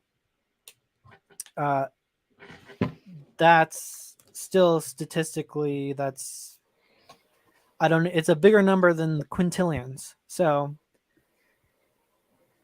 even if we're being extremely generous and saying that it's a retrotransposon that's originating in the genome, and it has exactly as many places as there are and no more, and we're giving it a 50% chance, it's still statistically about zero likelihood that this is going to happen the same way in both chimps and humans. There's the fact that it just so happens to coincidentally match the exact same phylogenetic trees as is represented by genetic barcoding of any other gene, or and the exact same phylogenetic tree as happens with morphology. That's also a coincidence, because it's a suite of traits. That can't be a coincidence, is what I mean to say. Because again, there's hundreds of different insertion sites that could be anywhere. That could be functional anywhere. We know that could be functional anywhere. These glowing jellyfish in my background, we just took their fluorescent protein and we can just stick it in pretty much anything and make it glow, and it doesn't really matter. You can't just stick it literally anywhere, but you can put it on different chromosomes, things like that. So the location is not important to function. So this is an extremely poor design for God to have programmed, knowing full well that people like I and 99% of all of the best scientists are going to see the evidence in apparently the wrong way. I'm not sure why he's going to make the decision to give a design that's apparently deliberately confusing. And I've got about a minute left, I think. As for functional elements, they're all related to things that viruses are already capable of. They behave exactly how we expect these signals to behave. It's not out of the realm of probability to expect regulatory elements to have deleterious, neutral, and beneficial effects. You can just throw them randomly into things and they'll have beneficial, deleterious, and neutral effects. This happens with viruses, and so that's not a problem. The fact that we observe in many species redundancies that can then be taken up, that you can then lose one of those redundancies and still have a necessary function, that explains every functional element that it required functional elements. So yeah, I think that just about wraps it up. That does it for your 5 minutes, Snake. Excellent closing. Very good. It's been a lively debate. Tons of points made. So, Donny, whenever you're ready to give your 5-minute closing, man, have at it, and I'll start your timer. Okay, I appreciate it. Let me start my timer as well. Lots to cover in just 5 minutes. So no, it's not bad design. It's actually a perfect design. Okay. These elements are essential. They're critical to immune responses, cell stress responses, embryological development.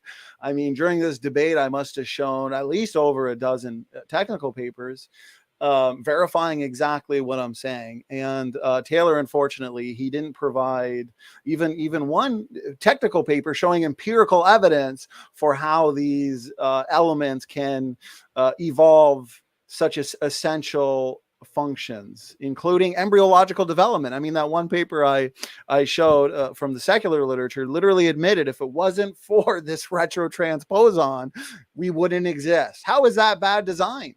They're admitting we wouldn't exist without it. That's good design. I like existing, and I think Taylor likes existing as well, okay? We share these elements with other forms of life like the chimpanzee simply because of common design, since guess what? Chimpanzees also require elements to help with embryological development, determining cell types. Did you know chimpanzees are also made of cells? Yeah, believe it or not. Gene expression, gene regulation, okay, aiding in the immune system, tumor suppression, so on and so forth, okay? So they require these elements as well. Were we just supposed to expect to find them only in humans and not in any other form of life? That sounds kind of bizarre. And Taylor tries to counter the fact that these endogenous retroviral sequences have incredibly important and essential roles that if you knock out a certain retrotransposon, the organism dies. Again, that is good design. But he looks to this Phoenix virus experiment where scientists took human cells, mutated the DNA ever so slightly, in the endogenous retrovirus, and it turns out that an extinct virus was revived from a DNA sequence that was found in the human genome. That's exactly what we would predict, because as I've pointed out several times in this debate, okay, RNA virus, retroviruses require a host to replicate. What came first, the host or the RNA virus? I asked this question to Snake a couple times. Obviously, the host, these had to have originated within the host, and we would suggest that they originated from functional ERV sequences. And that makes sense. We can actually track back every single exogenous retrovirus, given the genes and the properties it has. We can track them back to the host that they originated from. Okay, and there's many creation scientists, one specifically named Dr. Pierre Terborg, I think is how you say his last name, who has done just that. And there's been no counter. Okay, so the Phoenix experiment does not help. It actually helps our model that suggests that a lot of these viruses came from ERVs, came from the human genome to begin with. There's a paradox. There's an unsolvable problem with those that believe in deep time evolution. Where did RNA viruses come from in the first place? Okay, so no, this is completely compatible with our model and does not answer the question, the important question: are these really the ancient remnants of past viral infections, or are they created units of DNA function? Okay, one function that we kind of touched on slightly is that when the cell is under stress, okay, transcribed ERV elements gives the cell the appearance, notice this, of being invaded by a viral infection, which as a result targets the cell, targets that specific cell, more destruction by the immune system.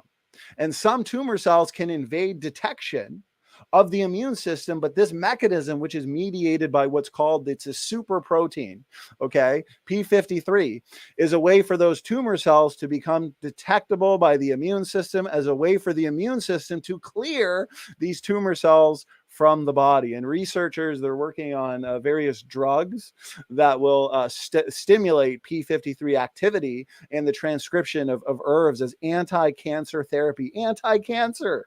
These ERV sequences are playing a role in tumor suppression through viral mimicry. Guys, the properties and structure of the ERV sequence is required. It's a necessary truth for these ERV sequences to perform their roles.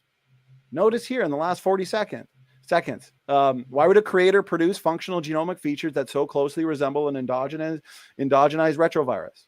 Okay, we've seen this in real time. I've shown many technical papers. The structural and functional features of the pre-existing ERVs, their capacity to copy themselves and move throughout the genome, are precisely what make these ERV sequences so useful. Their capacity for retrotranspositioning affords these sequences the means to disrupt the endogenization process of invading retroviruses. They literally they operate as antiretroviral elements. They must, and I'll say it again, they must resemble endogenized retroviruses. They have to have these similarities to extant retroviruses, or else they couldn't do their job. End of story. Slam dunk.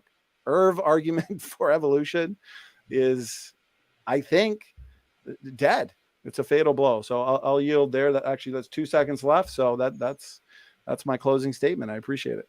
Excellent timing again as well. Well, pretty good debate. I mean, I almost tailed off a few times not paying attention to the timer because you guys are bringing up some good points, a lot of good questions, a lot of good information. Now we get to move on Technical to subject, the real fun part, right? The audience Q&A, and we've got quite a few here. Looks like we got about 17 and a half minutes left till we hit the 2-hour mark. So we'll see how many we get through. I'm going to scroll down and we'll jump right into the super chats.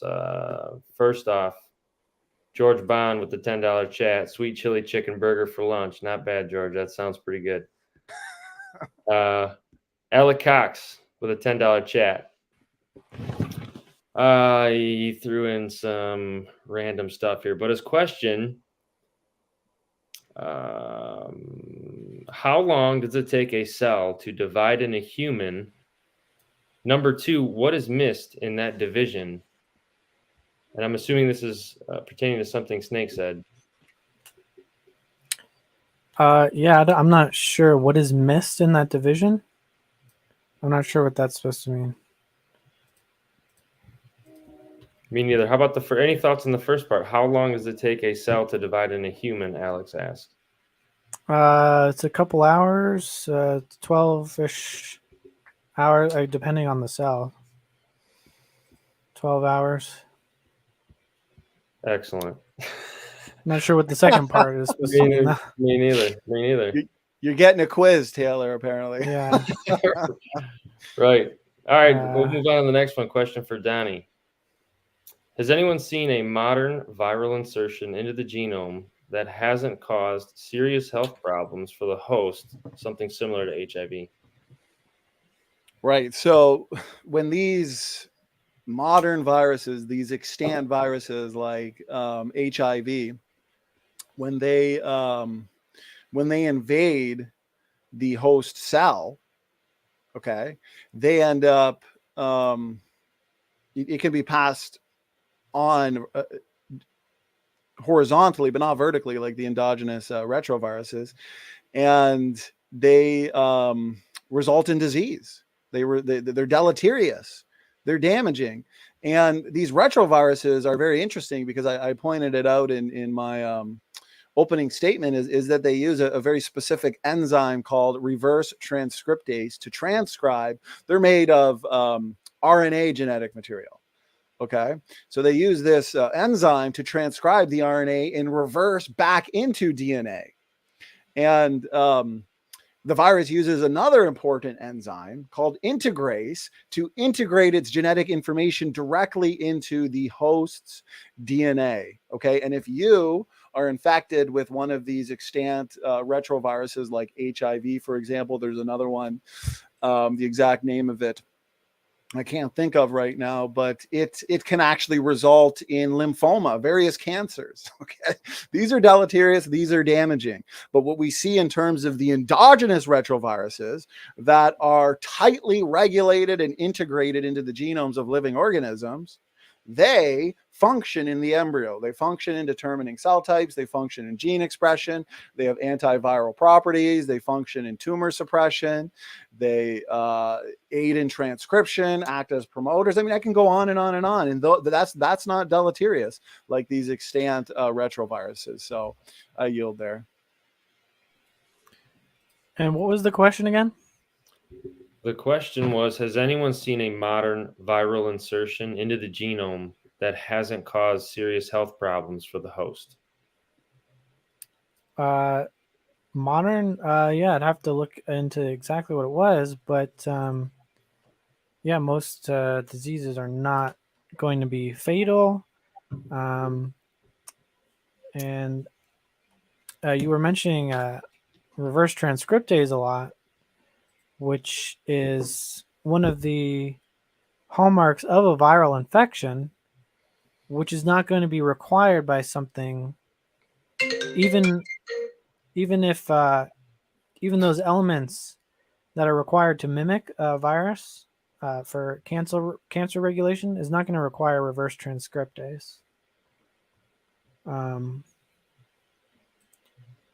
That's just going to tell us that it's actually from an infection. Any last thoughts on that, Donny? You want to move on to the next one? Yeah. Okay, so it's my question. I'll give the last couple thoughts. So again, yeah, a lot of diseases that come about. Okay, not every single like a single point mutation can kill an organism. Okay, well, you know that organism's removed from the equation. Okay, selection's dealt with that. Selection is all about differential reproduction. Who's having the most babies? Yeah, most diseases are not detrimental enough to fitness where that person experiencing the disease can't have kids and then pass on their deleterious mutations with it. Like if I lost both my hands and both my feet, let's just say even through a mutation, that sucks. But it's not going to prevent me from having kids. Okay, so yeah, many diseases are not going to prevent reproduction. And the last thing I want to say is, again, when it comes to the reverse transcriptase, the GAG, the POL, the LTRs, the ENV, whatever, okay, every single property is essential for what these do, specifically the transposons, how they are mobile genetic elements, and they can move around the genome, jumping from one location to the next in the DNA. They can do this through a copy and paste mechanism or a cut and paste mechanism. And the structure, including the reverse transcriptase property of these ERV elements, are required for their many functional roles, this specific one in generating genetic variation, which is what creationists predicted. I'll yield there.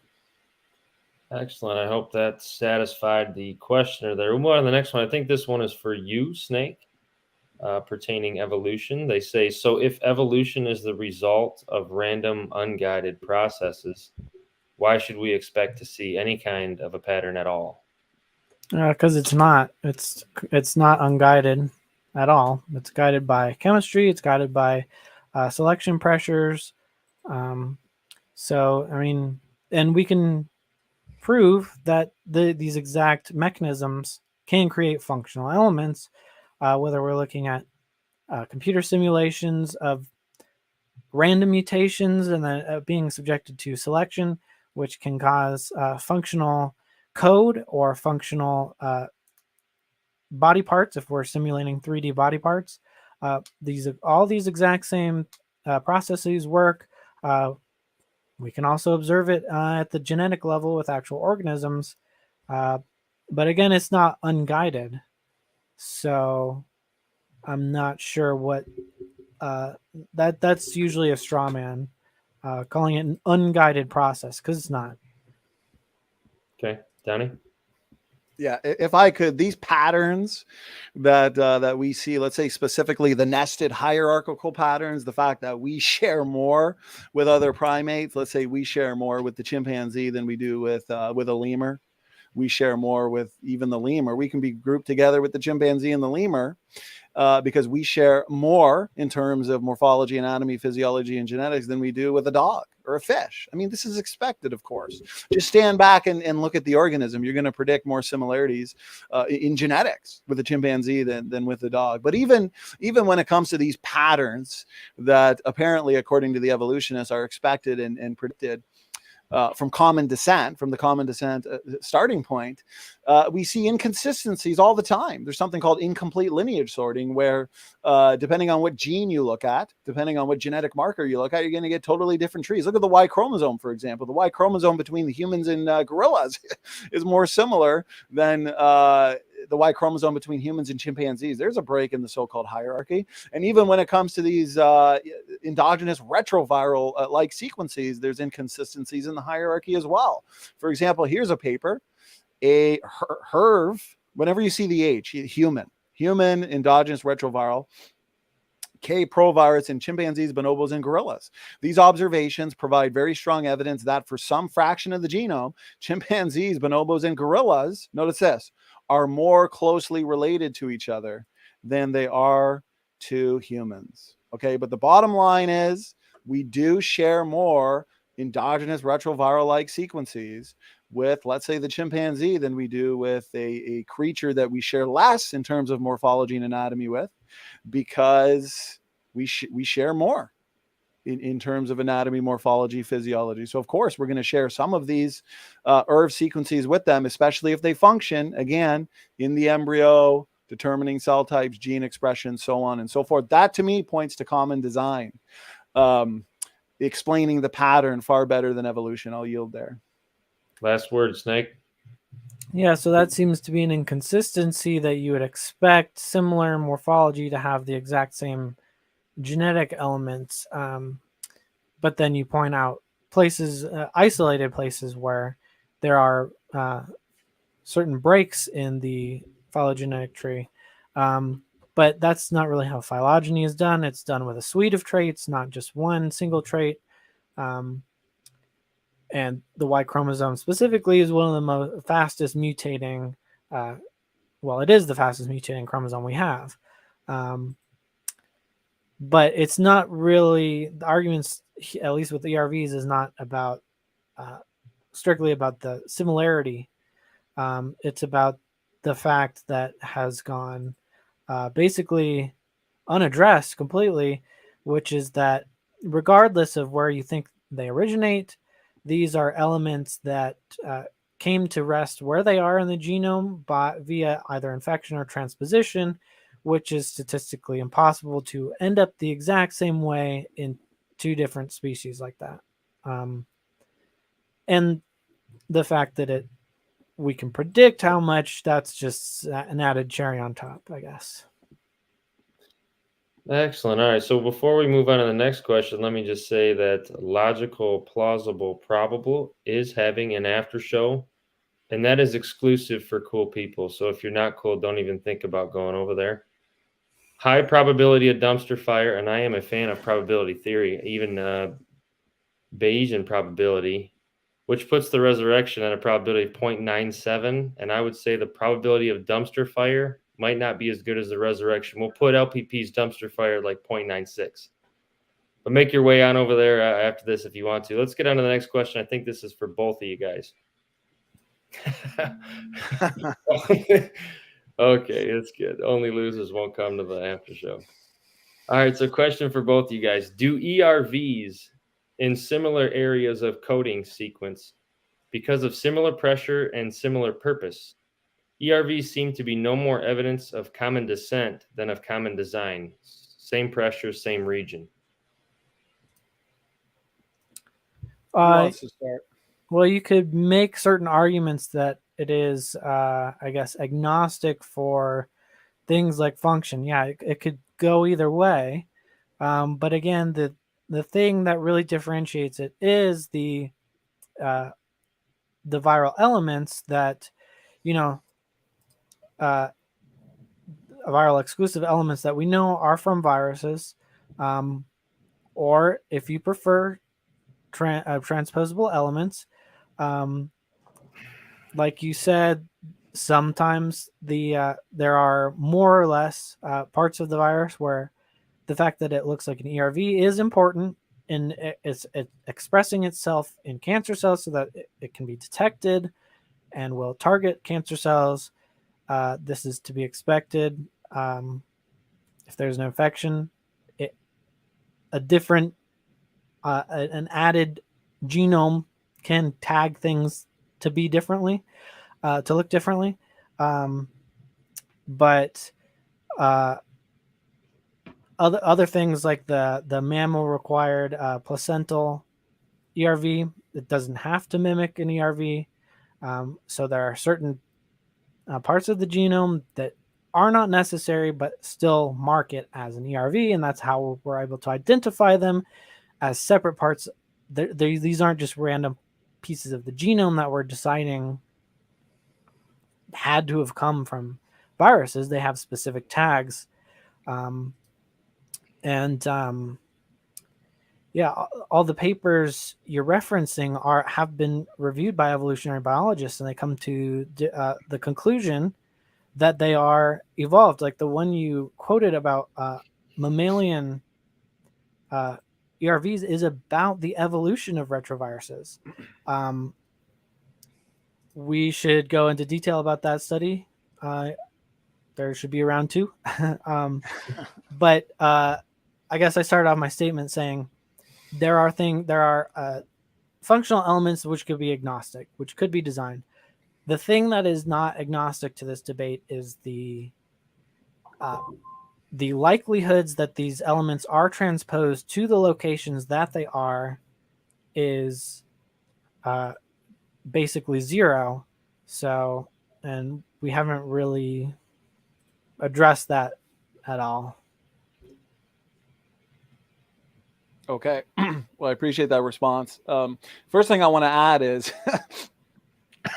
I'm choking. That's the first thing I want to add is the evolutionists keep saying that these are expected, but then they admit that they never predicted the function.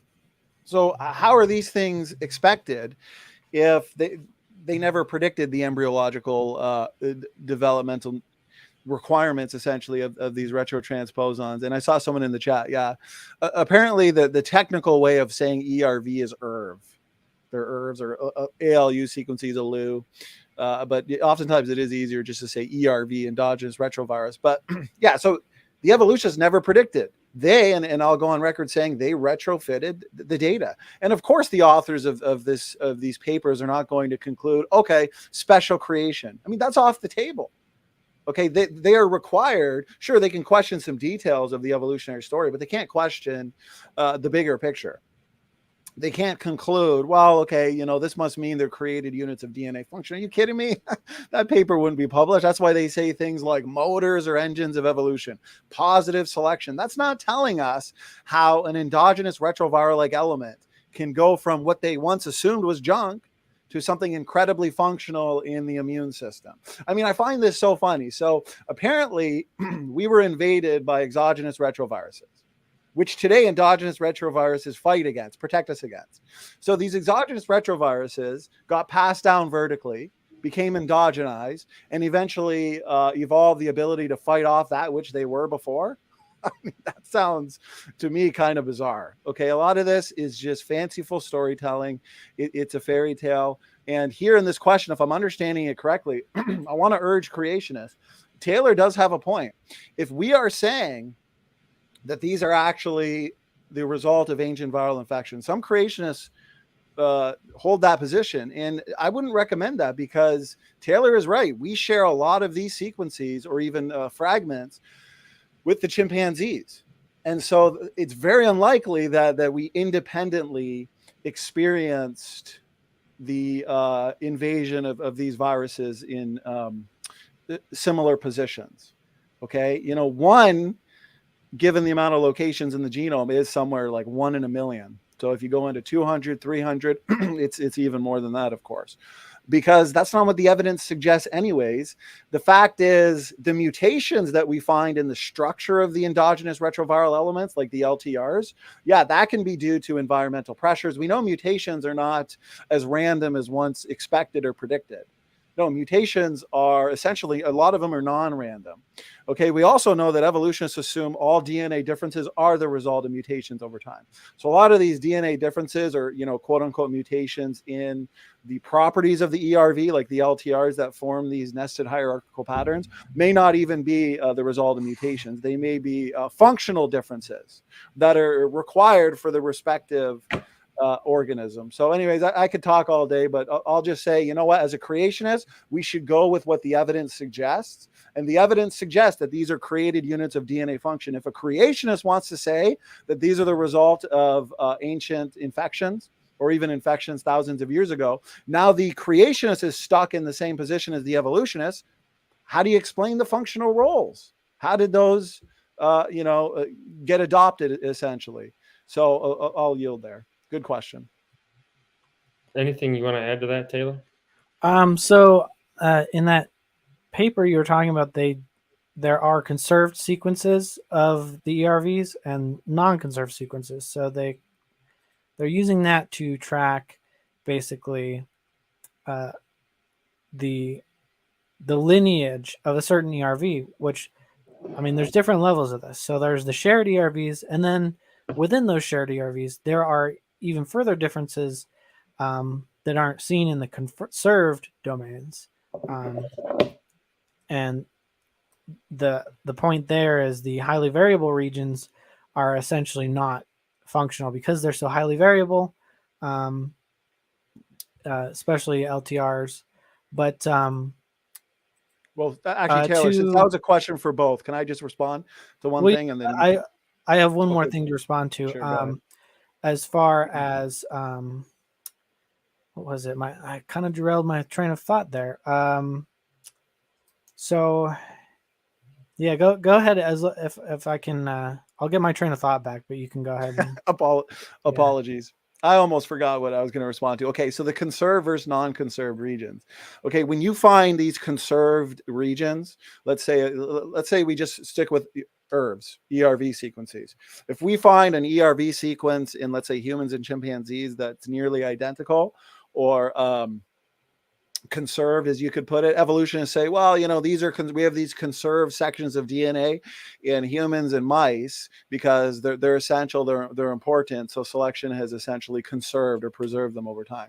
But here's the thing: an ERV sequence in humans that say has to deal with determining cell types or regulating genes, but specifically we're focusing on similarities in morphology or anatomy, that ERV sequence is going to be very similar anyways. And that could be interpreted as conserved. But then non-conserved regions, that doesn't mean that it's non-functional. It just means there's also some parts or aspects to the gene expression pathway found in humans that's a lot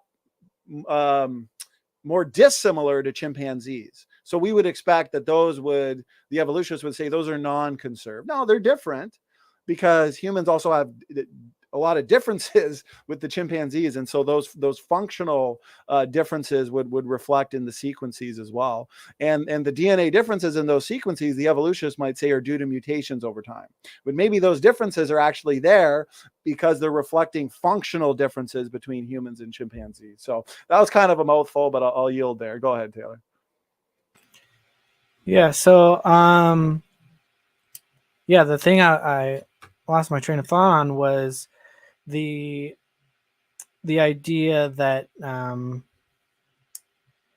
losing it again. I'm going back. What were you saying? The being able to you said that we're just kind of accommodating the data. So I guess I wanted to clarify. So it wasn't predicted necessarily that ERVs had a specific function, but it's not unexpected. Like they weren't surprised or caught off guard that ERVs had the specific functions that they did because they already knew that viral elements had that function of they can regulate themselves, they can disrupt genes. In fact, that is one of the causal elements of why so many retroviruses can cause cancers, is because they interrupt cell division regulatory genes, apoptosis regulatory genes, which is programmed cell death. So when we confirmed we're not going to be able to predict everything about the genome because of basic Darwinistic mechanisms. So there's always going to be something to discover. But it's always in line with what we know about what the functions that viruses are capable of have. So we're not seeing things like I don't know, like a blood coagulant or like an antifreeze gene coming off of the these things that apparently look like ERVs. We're seeing virus related functions. So yeah, and just to kind of liken it to crime scene investigation, we're not going to say, well, it looks like the victim has been stabbed with a knife, but he could have just been born with the knife in his chest. We're going to say, okay, we know knives can get there by the process of stabbing. Same thing we're doing with the ERVs. We know that we know that it looks exactly like this when retroviruses insert themselves. So, and a lot of the functions are not related to needing the entire retroviral suite of traits. And that's why there's such a highly variable region. Yeah, go ahead. It So- seems like that question alone could have been a whole nother debate. Exactly. Yeah. Well, I just want to ask one simple question and then we can move on. Are you going on record saying that exogenous retroviruses, they can accomplish many crucial functions, such as regulating gene expression, cell differentiation, and embryological development? Is that your position? They have the ability to regulate or disrupt genes that they insert into. Disrupt, we've seen, but we have not seen an exogenous retrovirus integrate itself into the genome, be passed on vertically to be essential in embryological development to the point where we could say, wow, if it wasn't for that retrotransposon, we couldn't exist. Show me a technical paper on that. Send it to me after, or, I'm going to call a bluff on that one, Taylor. But we have seen is that their ability to regulate the genes that they're part of, or inside of, or bordering. So we've observed the turning on and off of genes, these exogenous retroviruses involving themselves in the gene expression pathway. You're saying we've observed this? Yeah, that's what they do. Okay, so what's a technical paper that shows an exogenous retrovirus infiltrating the cell and and then adopting a function where it actually helps in gene regulation, cell differentiation, expression, things like that? Like, we've observed this in the lab, you're saying? Well, when you're going highly specific, laboratory experiment that includes a beneficial, necessary retroviral insertion. I can look for one for you. We can have around two. But as far as the functions, regulatory functions are, and as far as the fact that we can tell what DNA elements are inserted and transposed, we using the evidence that they are in fact retrovirus infections, we can tell that certain viruses or certain ERVs necessary for development were the result of infections. As far as us accomplishing this in the lab, I'll have to search for one for you. But well, we see these ERV sequences that you say are genomic fossils, right? Brandon's laughing, never ending. We see that they function in turning genes on and off. That's what gene regulation is, essentially, okay? And we know that gene regulation is incredibly important in development. And these genes are often turned on and off based on the presence or non-presence of these ERV-like sequences. So we see that they function that way. But we don't see exogenous retroviruses invade the cell and then evolve that function. That we don't see. So it sounds like to me you're seeing the functions in the endogenous retroviral-like sequences and assuming, well, the exogenous retroviruses may already have the built-in capacity for that function. Is that essentially what you're saying? Well, we know that they do have the built-in capacity to regulate. To regulate the host genes in helping with development, turning genes on and off. We know that. If it happens to affect a gene that is involved in development. Well, let's see that. Sure. And I'm just asking, let's see that. Let's see. I want to, because all I ever see is engines of evolution, positive selection. We don't see, okay, here's an empirical example, an observable example of an exogenous retrovirus integrated into the cell, being passed down vertically. And now, wow, look at this. It's critically functional for the organism. I don't believe we see that. Maybe I'm wrong. And we do, but I would just have to have you prove that to me, is what I'm saying. Yeah, but what I'm saying is that's an unreasonable standard of evidence, because we already know that redundancies and dependencies can evolve, and we already know ERVs But that's not can an insert. answer, though. We already know that they can regulate, and we know where we know that these elements come from. I think we'll save that one for round 2. Huh? Round 2. Yeah, it's a good topic, and this has been enjoyable, Taylor. I appreciate it. We could make it just on that mammal paper. Well, here's a question that might lead you into that about mammals and endogenous retroviruses inserting themselves. The question states, if we see similarities in monkeys, would we then find some of the endogenous retroviruses to be in other mammals like whales? We do find directed towards you, Taylor. Yeah, go ahead. Sorry for cutting we do off. have some similarities with whales, yeah, as far as ERVs go.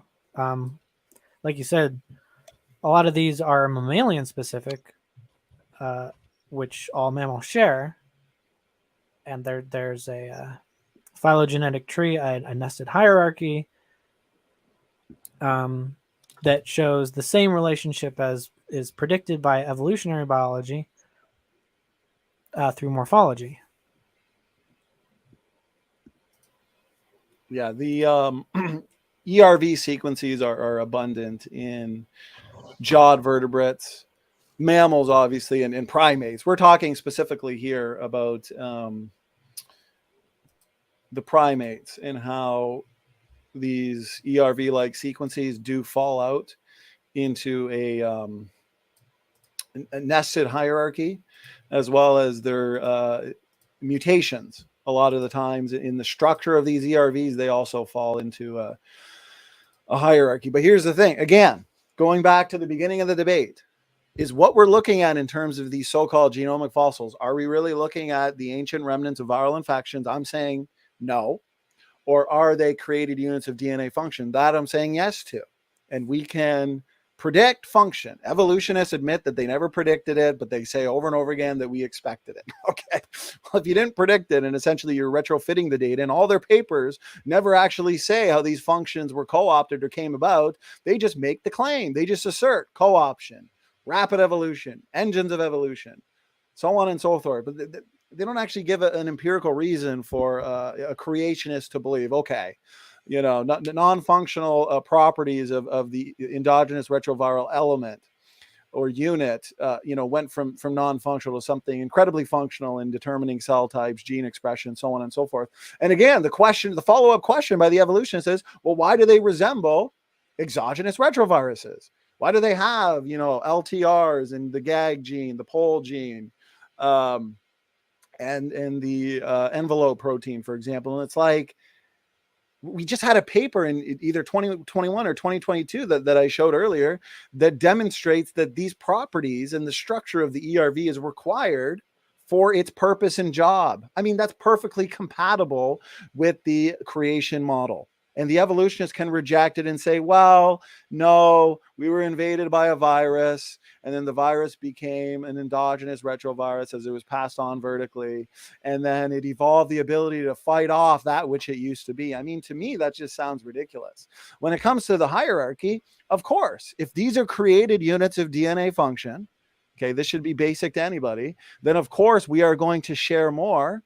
For example, humans and chimpanzees, we are going to share more of these ERV sequences with the chimpanzee than we're going to with the mouse or a whale Okay, because we already share more with the chimpanzee in terms of morphology, anatomy, physiology, and genetics. A sedan is going to, by definition, share more features with the SUV than it is with a bicycle or a plane.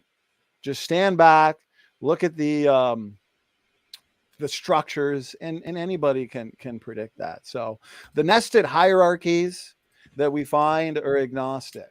What's not agnostic is the function. That is my position. I am making the claim that DNA function can help differentiate between the models. Ancient viral infections created units of DNA function, repredict function. Evolutionists, although they've had to retrofit the data, they predict these are evolutionary leftovers. Okay? And so they would predict non-function. They'll still predict most of them are non-functional, even though that logically has been overturned. So I believe the DNA function and the lack of response from the evolutionists in explaining the DNA function is the fatal blow to their interpretation of the endogenous retroviruses. I yield there. Taylor? Yeah. So yeah, the nested hierarchies are agnostic until you get to transitional forms that connect all the separate hierarchies.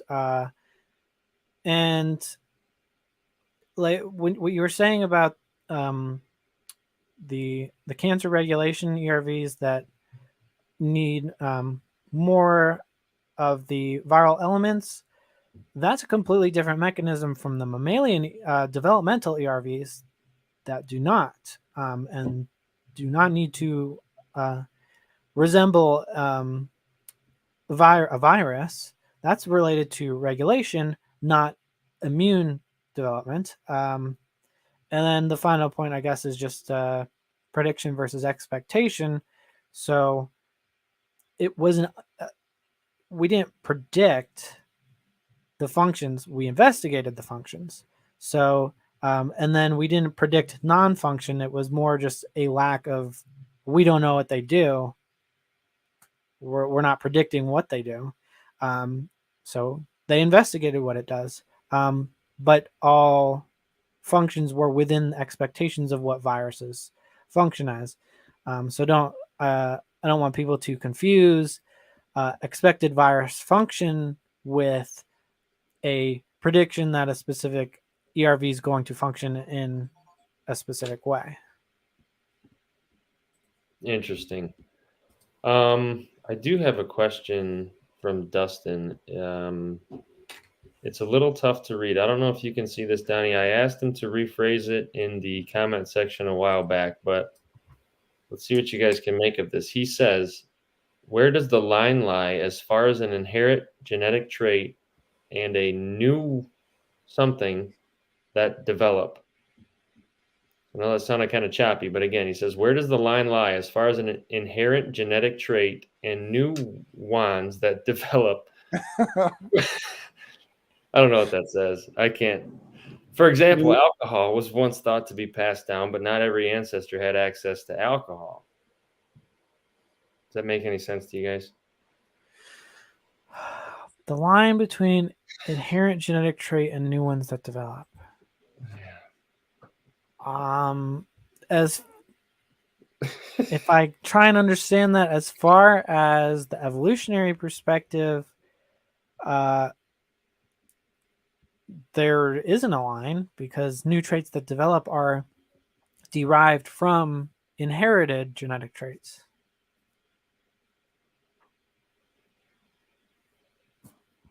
Not sure. Maybe the enzyme to metabolize alcohol is what he's talking about. It's possible. I don't know what a WON is, the WONS. I don't know what WONs are. So maybe can you make sense of that, Donny? He's talking about the difference between genetic traits that we all share and traits that have been regionally adapted. Yeah, I don't see him in the chat anymore. Maybe he left. So if you got anything to say on that, Donny, feel free. If not, we can skip that one. Yeah, let's move on to the last one or two because we're coming at the 2.5 hour mark and I'm getting pretty exhausted at this point.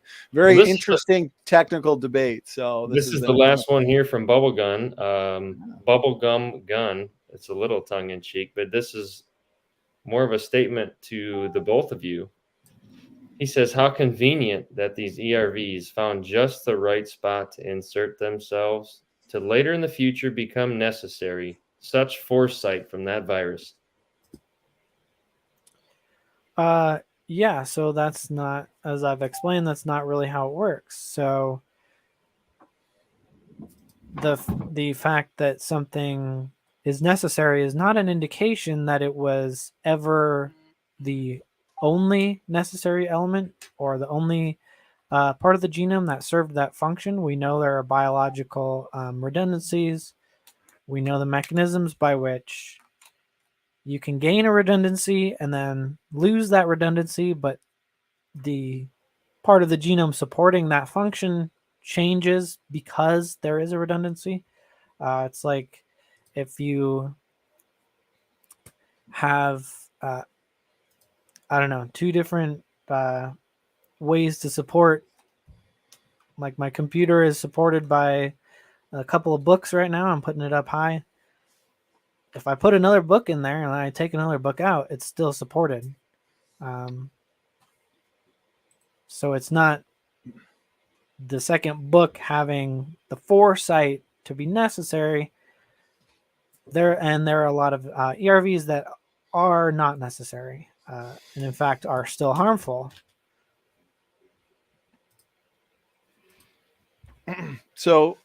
So much that could be said there. So I'm going to hinder myself from a monologue, but I think Bubblegum Gun nails it there, where it must be convenient that essentially these deleterious exogenous retroviral infections invaded the genome, invaded the cell, invaded it in the right spot to be passed on vertically and eventually become an endogenous retrovirus. The offspring would have this viral DNA in every single one of its cell. And then eventually it also adopts, co-ops, evolves the essential functions necessary for humans to even exist. Okay. Essential in embryological development, snip out that certain class of retrotransposon, and although the mouse is developing, bam, you snip it out, it dies.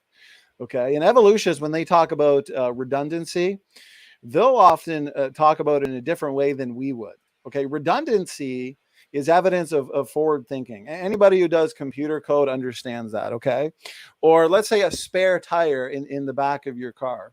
Well, to the evolutionist, that might be redundant. Like, why is that there? I've already got 4 tires and they work just great. But you know what? If the environmental condition arises where you get a flat tire, thank God you got that spare. Okay. But what's funny about that is once you use that spare, okay, that's it. You're even redundancy can only go so far, because mutation, like treading on your tires, every time you go out driving, you are ruining the treading, and eventually you'll need new tires. Now it's there, it's redundant, it's there for wear and tear, but it can only last for so long. Okay, any computer coder can tell you redundancy is evidence of forward thinking. The evolutionists, though, they look to redundancy, and essentially they give evolutionary mechanisms a mind.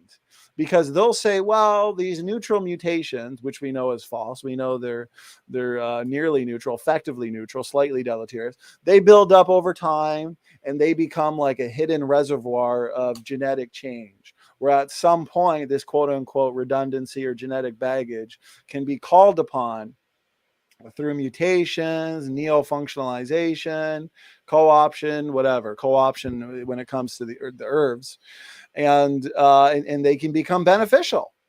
Okay, now this hasn't been observed specifically with the ERV sequences. We haven't observed the types of functions that we see. The evolutionists never predicted it, and they'll admit, no, we never predicted it. You know, we used to assume that these were junk, useless, and now we know that they are functional in tumor suppression, gene regulation, antiviral function. Okay, again, I want to point out, it sounds silly to anybody who thinks about it logically that these viruses invaded the organism and then eventually evolved the ability to fight off that which they were. It's like a robber breaking into your house, but deciding to live there for some reason has an agreement with the people that live there and own the house at the time, and decides to just have a change of life. He repented, and now he's going to fight off future robbers from breaking into the house. It's ridiculous. And a lot of this, it's storytelling, it's imagination. We want the empirical evidence, we want the technical data, and we just focused on ERVs tonight for the most part. But I mean, we can talk about all sorts of function for what was once assumed to be junk DNA. Nucleoskeletal hypothesis is fascinating. I talked about it with Dr. Fuzrana in my 2-part series with him. These so-called junk DNA regions are acting as a mutational buffer.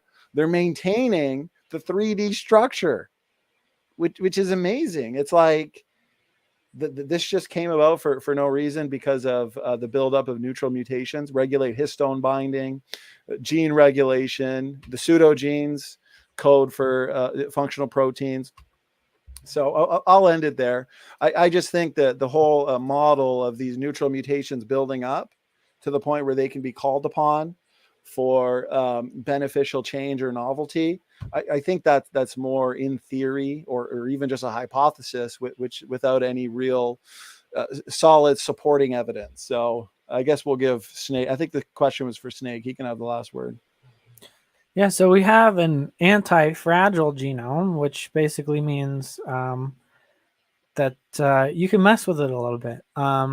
Some mutations are worse than others, but we get along just fine with some instability, where we have certain thing like with cancer.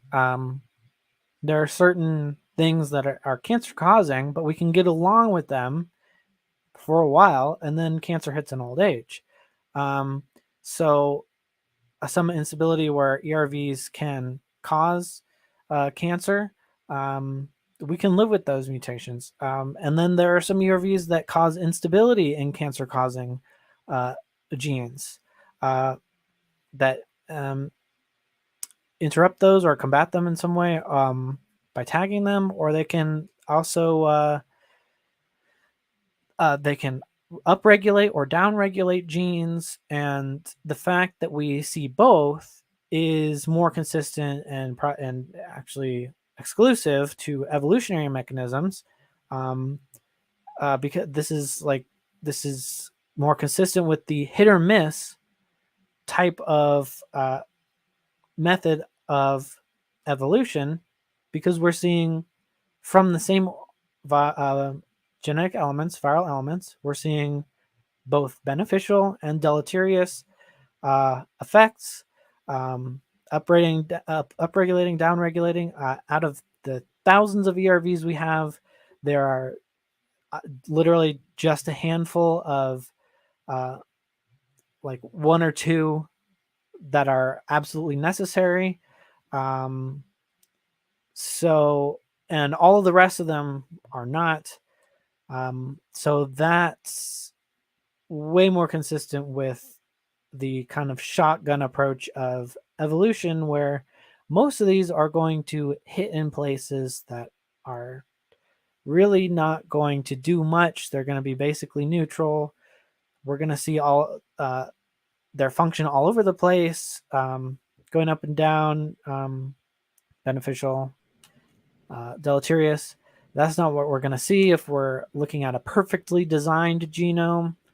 So, and then let's not forget that even in the best case, these are transposable elements that could not have possibly ended up in the same locations. Yeah.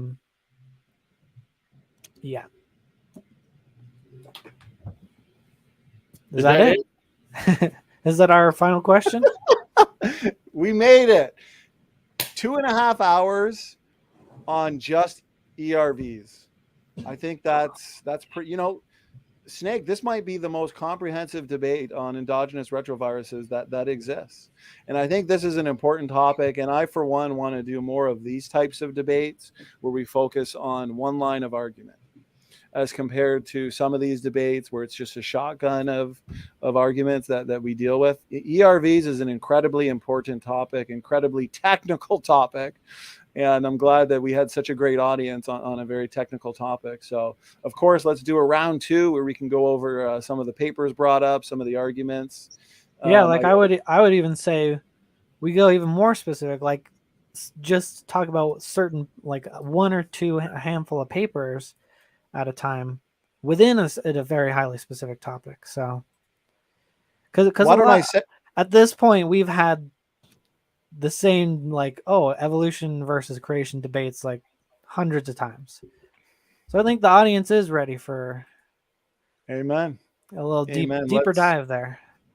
Yeah. Let's give them the meat and potatoes. So yeah. ERVs is to the evolutionist, the one of, some say the number one best evidence for evolution. So as a creationist, I think we should be tackling these types of debates and arguments, and I really enjoy this. I think this was a ton of fun.